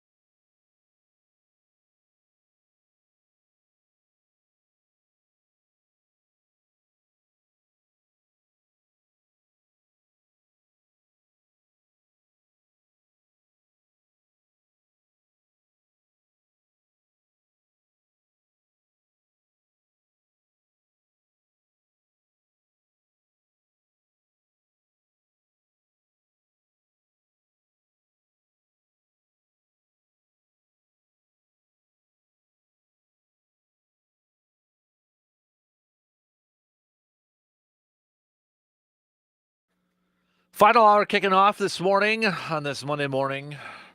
A big thanks for making us a part of your start on this frigid, chilly January 13th. It's not chilly with some of the venting and the frustration from Packers fans, that's for sure. They're keeping everything warm over there. Keep your texts and thoughts coming. Hit me up on that Shoe Doctors bullpen line, 715-830-1912.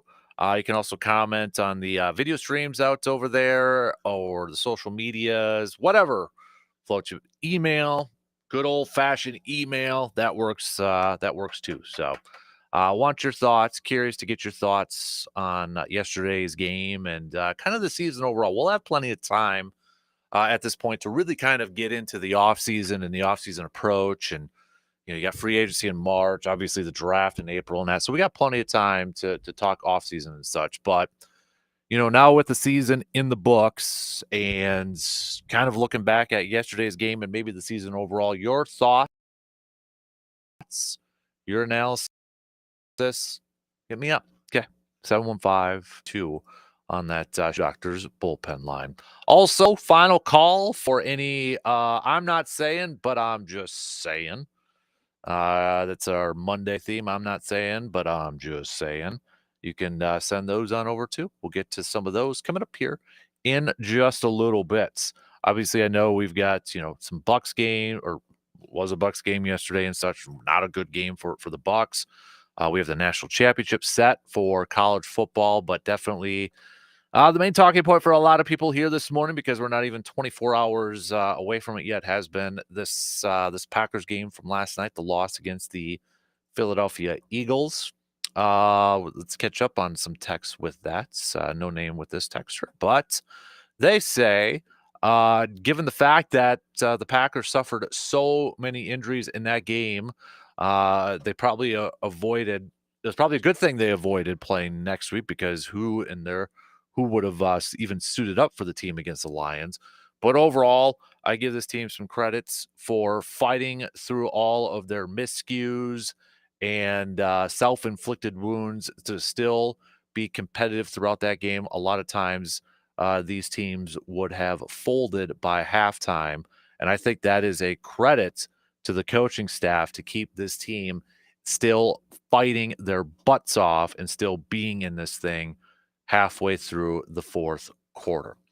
I don't know the texter name, but I would agree with the points that I thought the defense fought their butts off yesterday. I thought it was an impressive performance by Jeff Hafley. I thought it was an impressive performance individual wise for some of these players out there too. But to keep your team in this game, given all the miscues that the offense and the special teams did to the team, for that defense to still keep them in the game, I thought it was a fantastic job. I thought it was an absolute fight from that defense. They were throwing their punches. Jeff Hafley was bringing some heat. He was being aggressive with some of his calls. Doing anything he possibly could. The only thing was getting some turnovers, getting some picks. I mean, I don't think I was the only one, whether it was 10-16 at that point or 10-3, be like, gosh, I would love a pick right now. Man, if Xavier could get his hands on a ball right now. Man, if they could get intercepted right now. I think we were just waiting for that. That was like the only thing that was missing from the game yesterday was a pick or a couple picks. And just wasn't there. But overall, I got to give a ton of credit to Hafley and that defensive group for all the talks that we've had with this defense this year, whether it's been the pass rush or the pressure or some of the linebacker play or the secondary play in the corners. I think you got to give a big tip of the cap to the job performance that Jeff Hafley has done this year.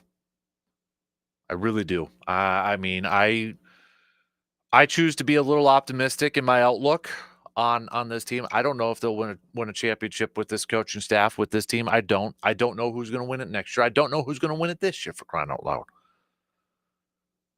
But given what I have seen from this defense from week 1 in Philly to what we saw last night, I choose to remain optimistic about this group, and I choose to remain optimistic about Jeff Hafley's approach to this defensive team.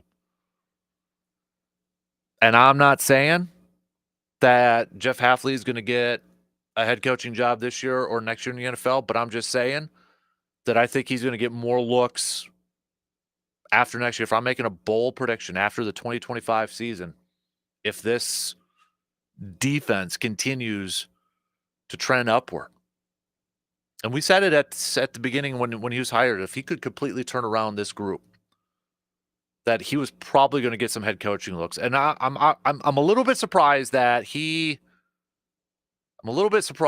didn't maybe get an interview here, like a flyer interview or something like that for a team this year. And maybe he will with the season over with now. Who knows?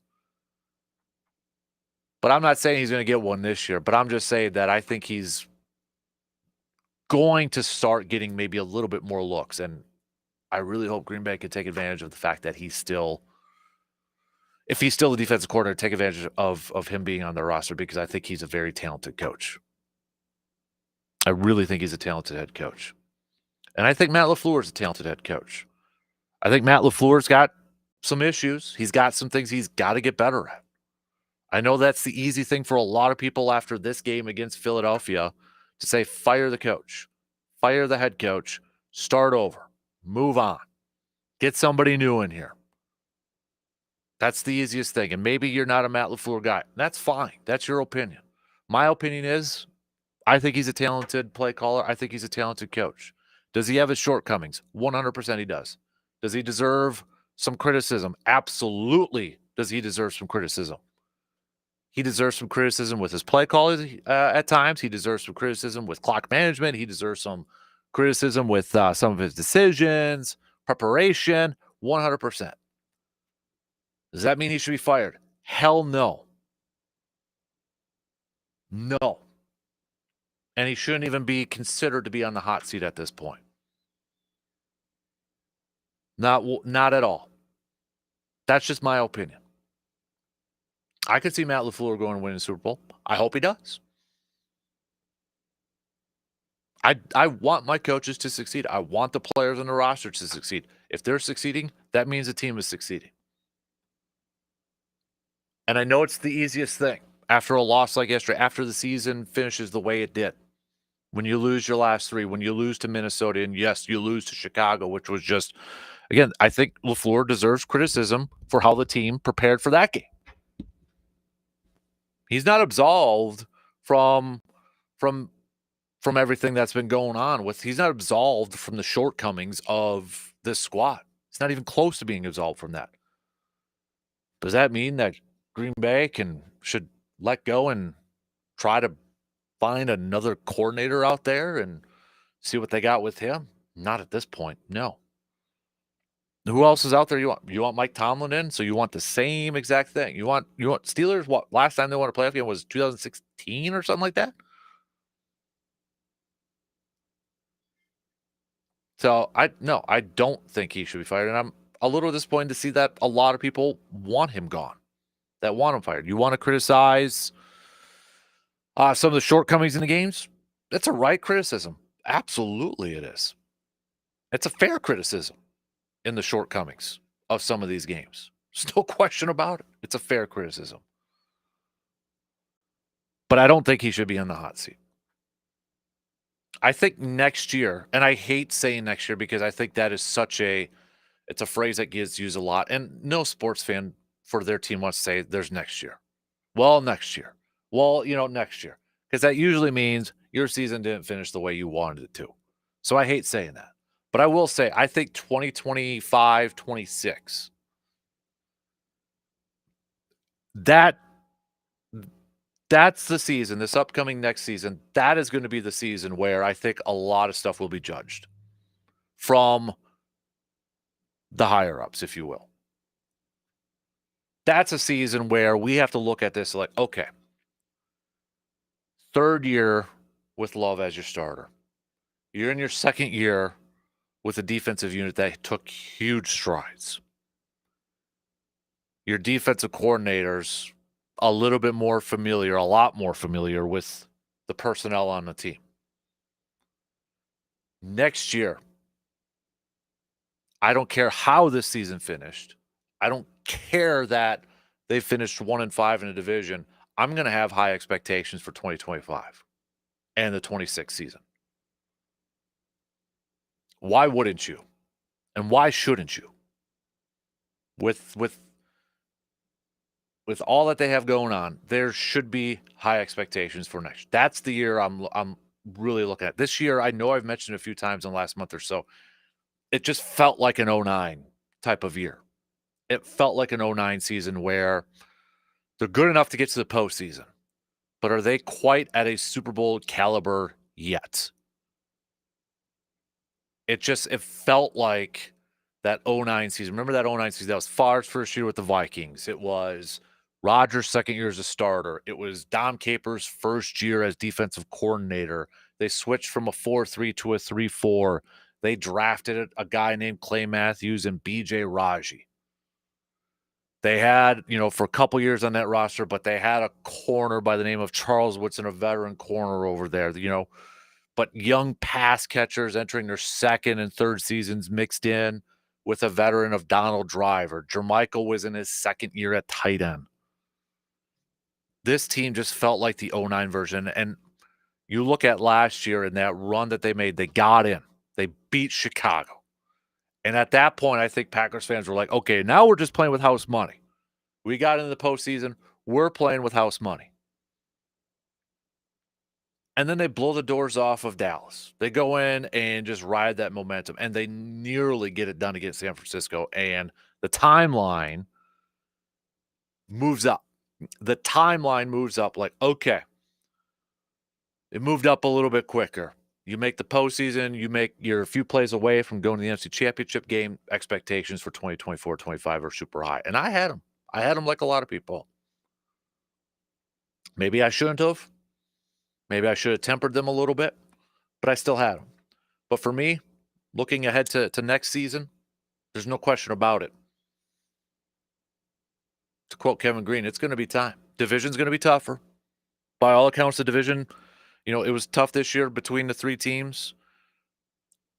I know I'm asking, or I'm not asking, but I know I'm counting on the Bears to make the right decision with their coach, which might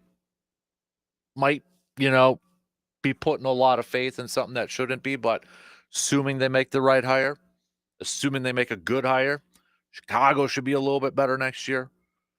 We'll see what Minnesota does with the quarterback position. Detroit, yes, they're probably going to miss some coordinators over there, but the culture that they've set there and the talent that they've acquired over the years there, they're still going to be a threat over there. It's going to be tough. There's no question, but I'm still going to have high expectation, and I think next year is going to be a year. You could say, well, is the seat warm for Matt LaFleur then? Whatever. But I think next year is going to be a big year in terms of evaluation to see where this team's go, to see if it's trending upward. I'm optimistic in it. I choose to be optimistic.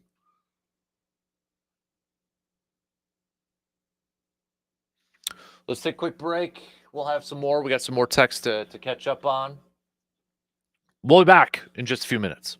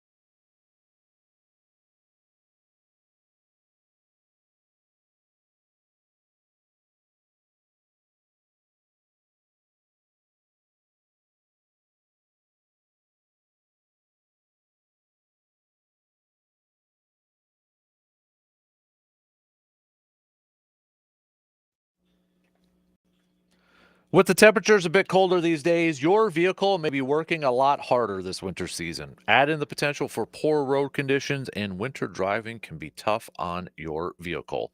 That's where ASAP Used Auto Parts can help you out. Make sure your vehicle is prepared for this winter season with a new oil change to keep your engine running smooth and that you have the proper tires for those snow covered roads.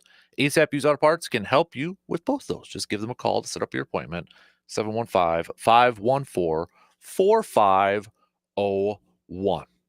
All right. To answer, well, first of all, John says, I'm not saying, but I'm just saying that Rich Bisaccia won't be back with the team next year. His special teams have had too many mistakes the last couple of years. That is definitely something that I've seen quite a few fans talk about on social media, is whether Rich Bisaccia is going to be back next year or not. That I have no idea either way to begin with. Man, I don't even know how I would even wager a guess, because I know Matt LaFleur likes him a lot, and I know he's incredibly well respected around the league. His players love him. Josh Jacobs has been on record how many times saying that was a big reason why he came over to Green Bay. But at what cost then too? It's like, okay, if the issues on special teams as a direct relation to the coaching and the mindset there, do you make that move then? That's going to be an interesting one this offseason. I really do think that's going to be a very interesting one. Another texter said, with all the talk about the ability to to make some moves in the offseason, just how much does Green Bay have in the offseason? Well, let's look at Spot Track. So they've got it for this upcoming offseason. Top 51 in cap space. You're looking at about $63.4 million available in cap space right now. Just for argument's sake, let's say they release Jair Alexander. That would jump it up to about little over $70 million in available cap space, gaining about $6.8 million. Now, you do have a dead cap hit with that over there, but it does give you a little bit more flexibility if they decide. I'm not saying they should or they're going to, but if they decide to release Jair Alexander, then you're looking at maybe around $70 million. But if they keep him, you're talking about six. This is according to Spot Track numbers out there. So these are not official. These are kind of like estimations and such over there. So, but that's kind of the amount, and we don't know the exact salary cap number next year or for this upcoming offseason. We know it's going to be bigger. Probably not as big of a jump, they're saying, as last year's, but that's where you kind of look at. Now, they're probably going to, I would assume, approach Zach Tom. I think Zach Tom's going to be an interesting contract negotiation, with the right tackle and such, but they're probably going to want to see if they can lock him up. And then maybe some of their other guys on the roster here, but that's kind of where you're looking at some of the flexibility. Like Andrew Brandt just tweeted out a few minutes ago here with the Packers.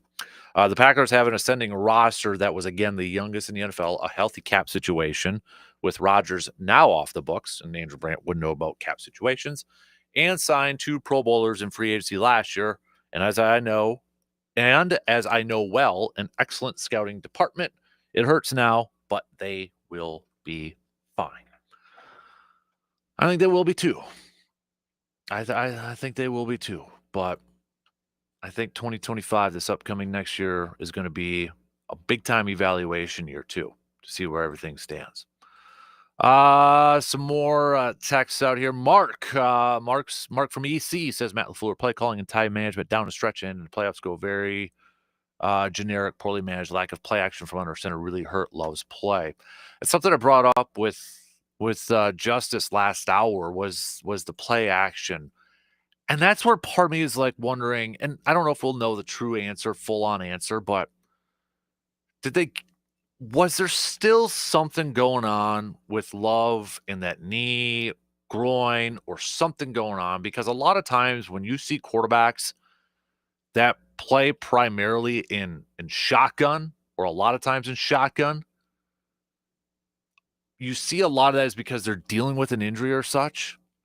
I don't know if that's the case with Love. I would love to know that answer, and I don't think we'll ever get the true answer on that. But you're right.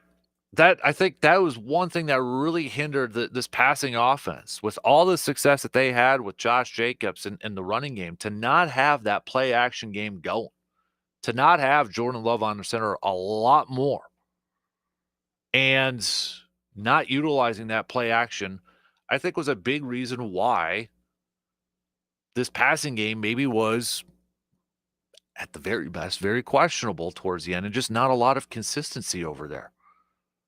That is definitely, like, if we get to, like, if I could ask, get Matt LaFleur for a question here, and be like, okay, what was it? I mean, there'd be a lot of questions, but I know one question I'd have on my short list for Matt LaFleur. What was it about, why did it feel like we got away from play action so much? Why did it feel like that wasn't utilized as much with Josh Jacobs being such a threat for opposing defenses? Why was it that it felt like we kind of got away with it? Was there something going on with Love? Was there still some lingering effects to it? Was there something else? What was the mindset behind that? Because I would agree with that. And I've seen other people talk about that too. With the play action. That was definitely kind of a head scratcher a little bit. And I think that was such a thing that really helped Love down the stretch last year. Yes, he was playing some really great ball. But a big reason was because Aaron Jones was also playing some really good ball. Aaron Jones was finally healthy, and he was running the ball. He was getting over 100 yards a game. And with that, you had more play action, which helped Love in the passing game, and it helped those receivers. That complementary football that you always talk about. So, yeah, I definitely would like to see, or to know that answer. Again, we'll probably never know. But with all the self-reflection and the self-scouting that this offense, that this whole team is gonna go through this offseason, that's one thing I would like to see more of, getting back to that play action. Utilizing that a little bit more. But when we look at this season as a whole, obviously there's a lot of negative feelings right now when you're coming off of a loss, and it's a bitter taste, and you look at the last couple of weeks and such. It stinks. It sucks. And you're in the dumps, and I hate it myself. And you don't want to see your season end on a dime just like that. It's the finale right there. You go into the game not knowing if you're going to have a game next week to cheer for, or this is going to be it. And the finality of it is what it just stinks, especially when you're not the team that's hoisting the trophy. But when you look back at this season, if you had to pick a positive note, if you had to pick a positive aspect from this season, what is that positive aspect? What is that positive thing? I think the big one's probably defense that a lot of people are going to pick, Jeff Hafley and what he's done. We've talked about the defense quite a bit this morning. I think that's probably an easy one. That's towards the top. I think you're going into like, okay, I'm feeling really good. I mean, this year we went into this season with a cautiously optimistic approach for the defensive side. Like, okay, you're loving what you're hearing from Hafley. He's saying all the right stuff in his pressers and interviews and comments, right? The campaign speeches from Jeff Hafley was like, okay, this is hitting home. I love this mindset. This is going to be fun. And there were some hiccups. There were some like, okay, you probably wanted to see more from the pass rush, right? We all wanted to probably see more. There was probably some other things over there. But overall, when you finish how they did, and when you look at the season the totality of the season from the defensive side, I think that's easily a positive thing. And that arrow's trending upward. If you want to pick something from the offensive side, obviously Josh Jacobs is a part of that. I mean, that run that he had, you want to talk about a guy who played with heart yesterday? I know I said defensively, those guys with the effort that they played to keep that team in position. Josh Jacobs, and that signified on that run. You all know what run I'm talking about. Up the middle, down on the goal line there. I was watching the game downstairs in the man cave, and I could hear my wife upstairs hooting and hollering on that play, on that run. I mean, that's a play right there, and I think Brady even hit it on the head too. When you're the defense and you see somebody out there making a play like that, how does that not get you fired up? How does that not get you inspired? Josh Jacobs is all heart. And if you go and listen to some of his comments after the game when he was doing some media sessions and such, I mean, he was taking the end of the season, the loss, pretty hard. He kind of, he was making comments. He feels like, kind of, blaming himself a little bit and such. And nobody's blaming Josh Jacobs, right? Nobody is doing that. But that's the kind of competitor that he is in this thing. And maybe one thing that Packers fans will like to hear, in case you didn't see it, Jacob said too, as far as next year's roster, he says, I know I'm going to try and get some guys in here, most definitely. So, but Josh Jacobs, man, that was a move. I know that was met in the offseason with mixed reviews. A lot of good ones, a lot of positive ones. But when you replace a guy that is beloved as much as Aaron Jones, there's going to be some question marks, especially the way Jones finished last year too. There's going to be some, I don't know. But what he provided to this team this year, and that run alone kind of signified, I think, what Josh Jacobs has meant to this team this year and maybe going forward. The heart, the grind, the effort, the hustle, the physicality that he can bring, the leadership that he can bring. I mean, that run alone kind of encompassed everything that Josh Jacobs has done and has meant for this team this year. Rashawn Gary, this was a quote that he had when he was asked in the locker room. This is from Ryan Wood. Rashawn Gary asked in the locker room how he felt after losing the playoffs. Sick, mad, every emotion that you can feel. We worked for this all offseason, all OTAs, and all camp to punch a ticket to the playoffs and to come short. Everybody that's on the second half of the season wants to hold up that Lombardi trophy. We came short this year, so the message is to hold on to that feeling. You go into training and you're about 3 months into just grinding and you just get tired. Think about this moment, and I promise you, if you think about this moment, it's going to light a fuel underneath your butt, and you're going to get back to working. So that's the message from Coach, man, and I'm re-emphasizing it. Hold on to this. Hold on to this. It's only going to make us stronger and better. Some other comments from players in the game. Josh Jacobs. Going back to Josh Jacobs, I saw this from Matt Schneider. I forgot to bring this up. Our locker room is going to be different. We got some guys due for a contract this year. We don't know what's going to look like, how that's going to shake out, but I know I'm going to try to get some guys here. So that was the full quote about trying to get some guys over there too. So. Got a tweet here from Troy Bird, not trying to beat a dead horse, but I feel the way this offense is built, you need play action, especially the tight ends we have. Also, that allows your deep threat to get behind the defense too. Speaking of tight ends, how about Kraft wide open in the end zone? Yeah, I know which play you're referring to there. Now, I know Love was kind of scrambling and going the opposite way at that point. So, I mean, for us to see it on the tube and the TV, it's probably a little bit easier to factor that one in and say he's open, throw it over there and such. But again, I'm not on the field and I'm not, getting chased by a 300-pound offensive lineman and trying to not take a sack or anything in that situation. So, all right, we got to take a quick break. We'll do some picks and predicts. Final final call for any texts or tweets, comments on the video stream, wrapping up the game from yesterday and kind of wrapping up this regular season and such. Your final thoughts, okay?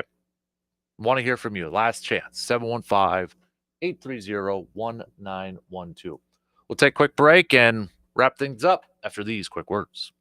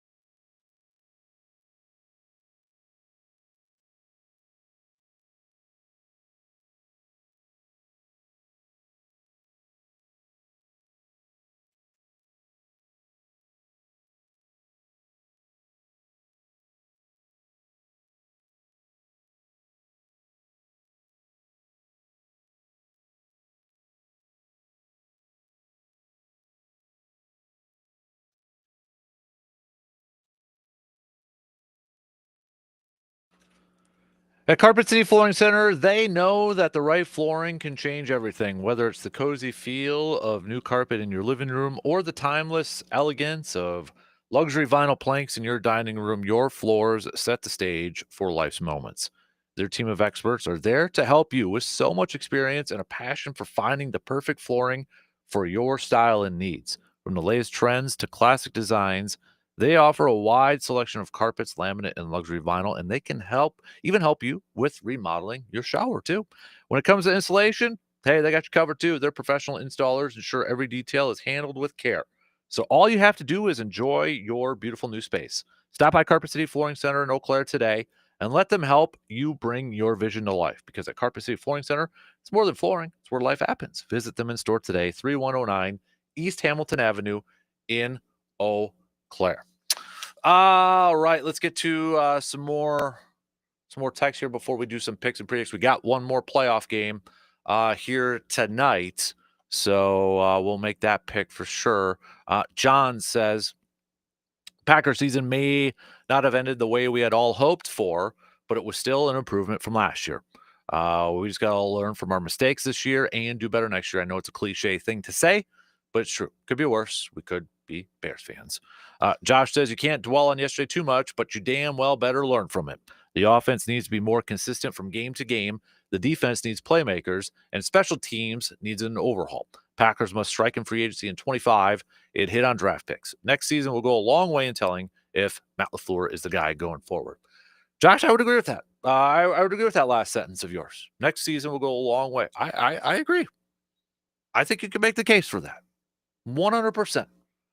I'm not on the train to fire him now. I'm not on the train that he should be on the hot seat. But I do think that next year can tell us quite a bit. I would 100% agree with that. Thank you for the text there, Josh. Let's do some picks and predicts here, brought to you by the Elbow Room in Eau Claire. All right, so we've got, by the way, if you're looking for somewhere maybe to warm up, beat the cold, warm up, watching the game tonight, it's between the Rams and the Vikings, you can head on over to the Elbow Room. Reminder, this game moved to Arizona because of the fires in California and LA. So, man, I had all the picks right besides last night's Washington Tampa Bay game, but I am gonna go. I'm gonna go with Minnesota with the win tonight.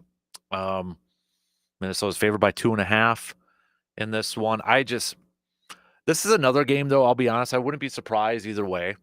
I wouldn't be surprised if the Rams win this. I wouldn't be surprised if Minnesota wins it. I could see it going either way.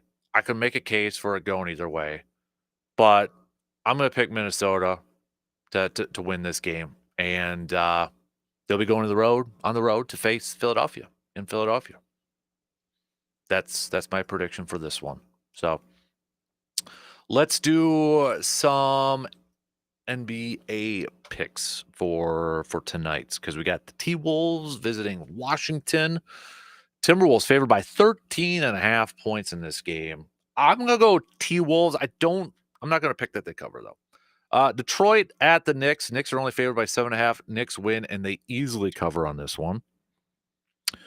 Let's do Memphis at Houston. I'm going to go Memphis, even though Houston's the favorite. Spurs at the Lakers. I'm going to go with the Spurs in this one. And let's go with Miami and the Clippers. I'll take the Clippers in that game. Do I have, let me double check if there's any. We've got, UCLA at Rutgers. That might be an interesting one tonight.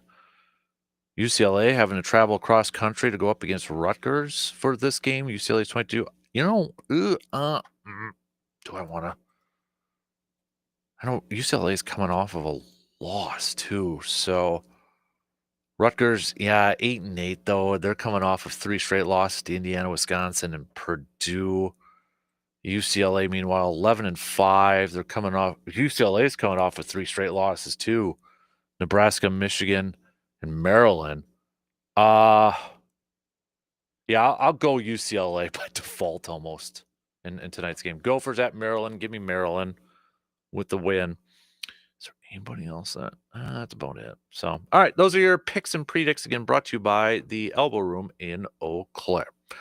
All right, obviously today's program was a lot about the green and gold, but again, yesterday just some of the or over the weekend here, you had Bucks fall into the Knicks last night, getting dominated by the Knicks, allowing 140 points, 140 to 106, 140 to 106. Bucks will be back at it tomorrow when they take on the Kings. Going back to Friday, Ohio State taking down Texas. So we have the national championship set up. Ohio State versus Notre Dame for the national championship. That's going to be next Monday. That'll be after the divisional round games of the postseason. So kickoff will be over there. I know it kind of gets a little bit under the radar because of the NFL playoffs and such, but national championship a week from today between Ohio State and Notre Dame. We are inching a little bit closer and closer to pitchers and catchers reporting. So maybe that's the next thing that's kind of on the docket for Packers fans. You're kind of getting ready for baseball season here. So we were talking about 29, 30 days away from pitchers and catchers reporting here. So it's going to be here before you know it. So anybody that's kind of still down on the Packers and such, and you're ready for the next thing, well, baseball pitchers and catchers going to be reporting here soon. So in about a month, and then we'll be talking about opening day and maybe talking about what the Brewers should have done more of in the offseason, who they should have signed and who they should have acquired and all that, because right now it's probably a little bit quiet or a little bit more quiet than some Brewers fans want from their team so far this offseason. But hey, we got warmer weather, baseball coming up here soon. Maybe that's where we focus a little bit on and such. So before we wrap up things, we got a few more messages to get to here from everybody. Let's go back to our Shoe Doctors bullpen line. This is from Matt on the texting line. Matt says, overall, it was a disappointing season because I had super high expectations, but I think you can make the case that they did improve in some areas, specifically defense and in rushing. I'm still optimistic about this team and the next few years. For anybody who says that the Super Bowl window is closed, just doesn't know what they're talking about. We got Tim with a message. Definitely disappointing game yesterday, but a credit to the team for not completely giving up until about a few minutes left in the fourth quarter when Slayton had the stupid penalty. But you got to give them credit for staying with it and staying in it and competing even through all of the injuries they suffered in that game.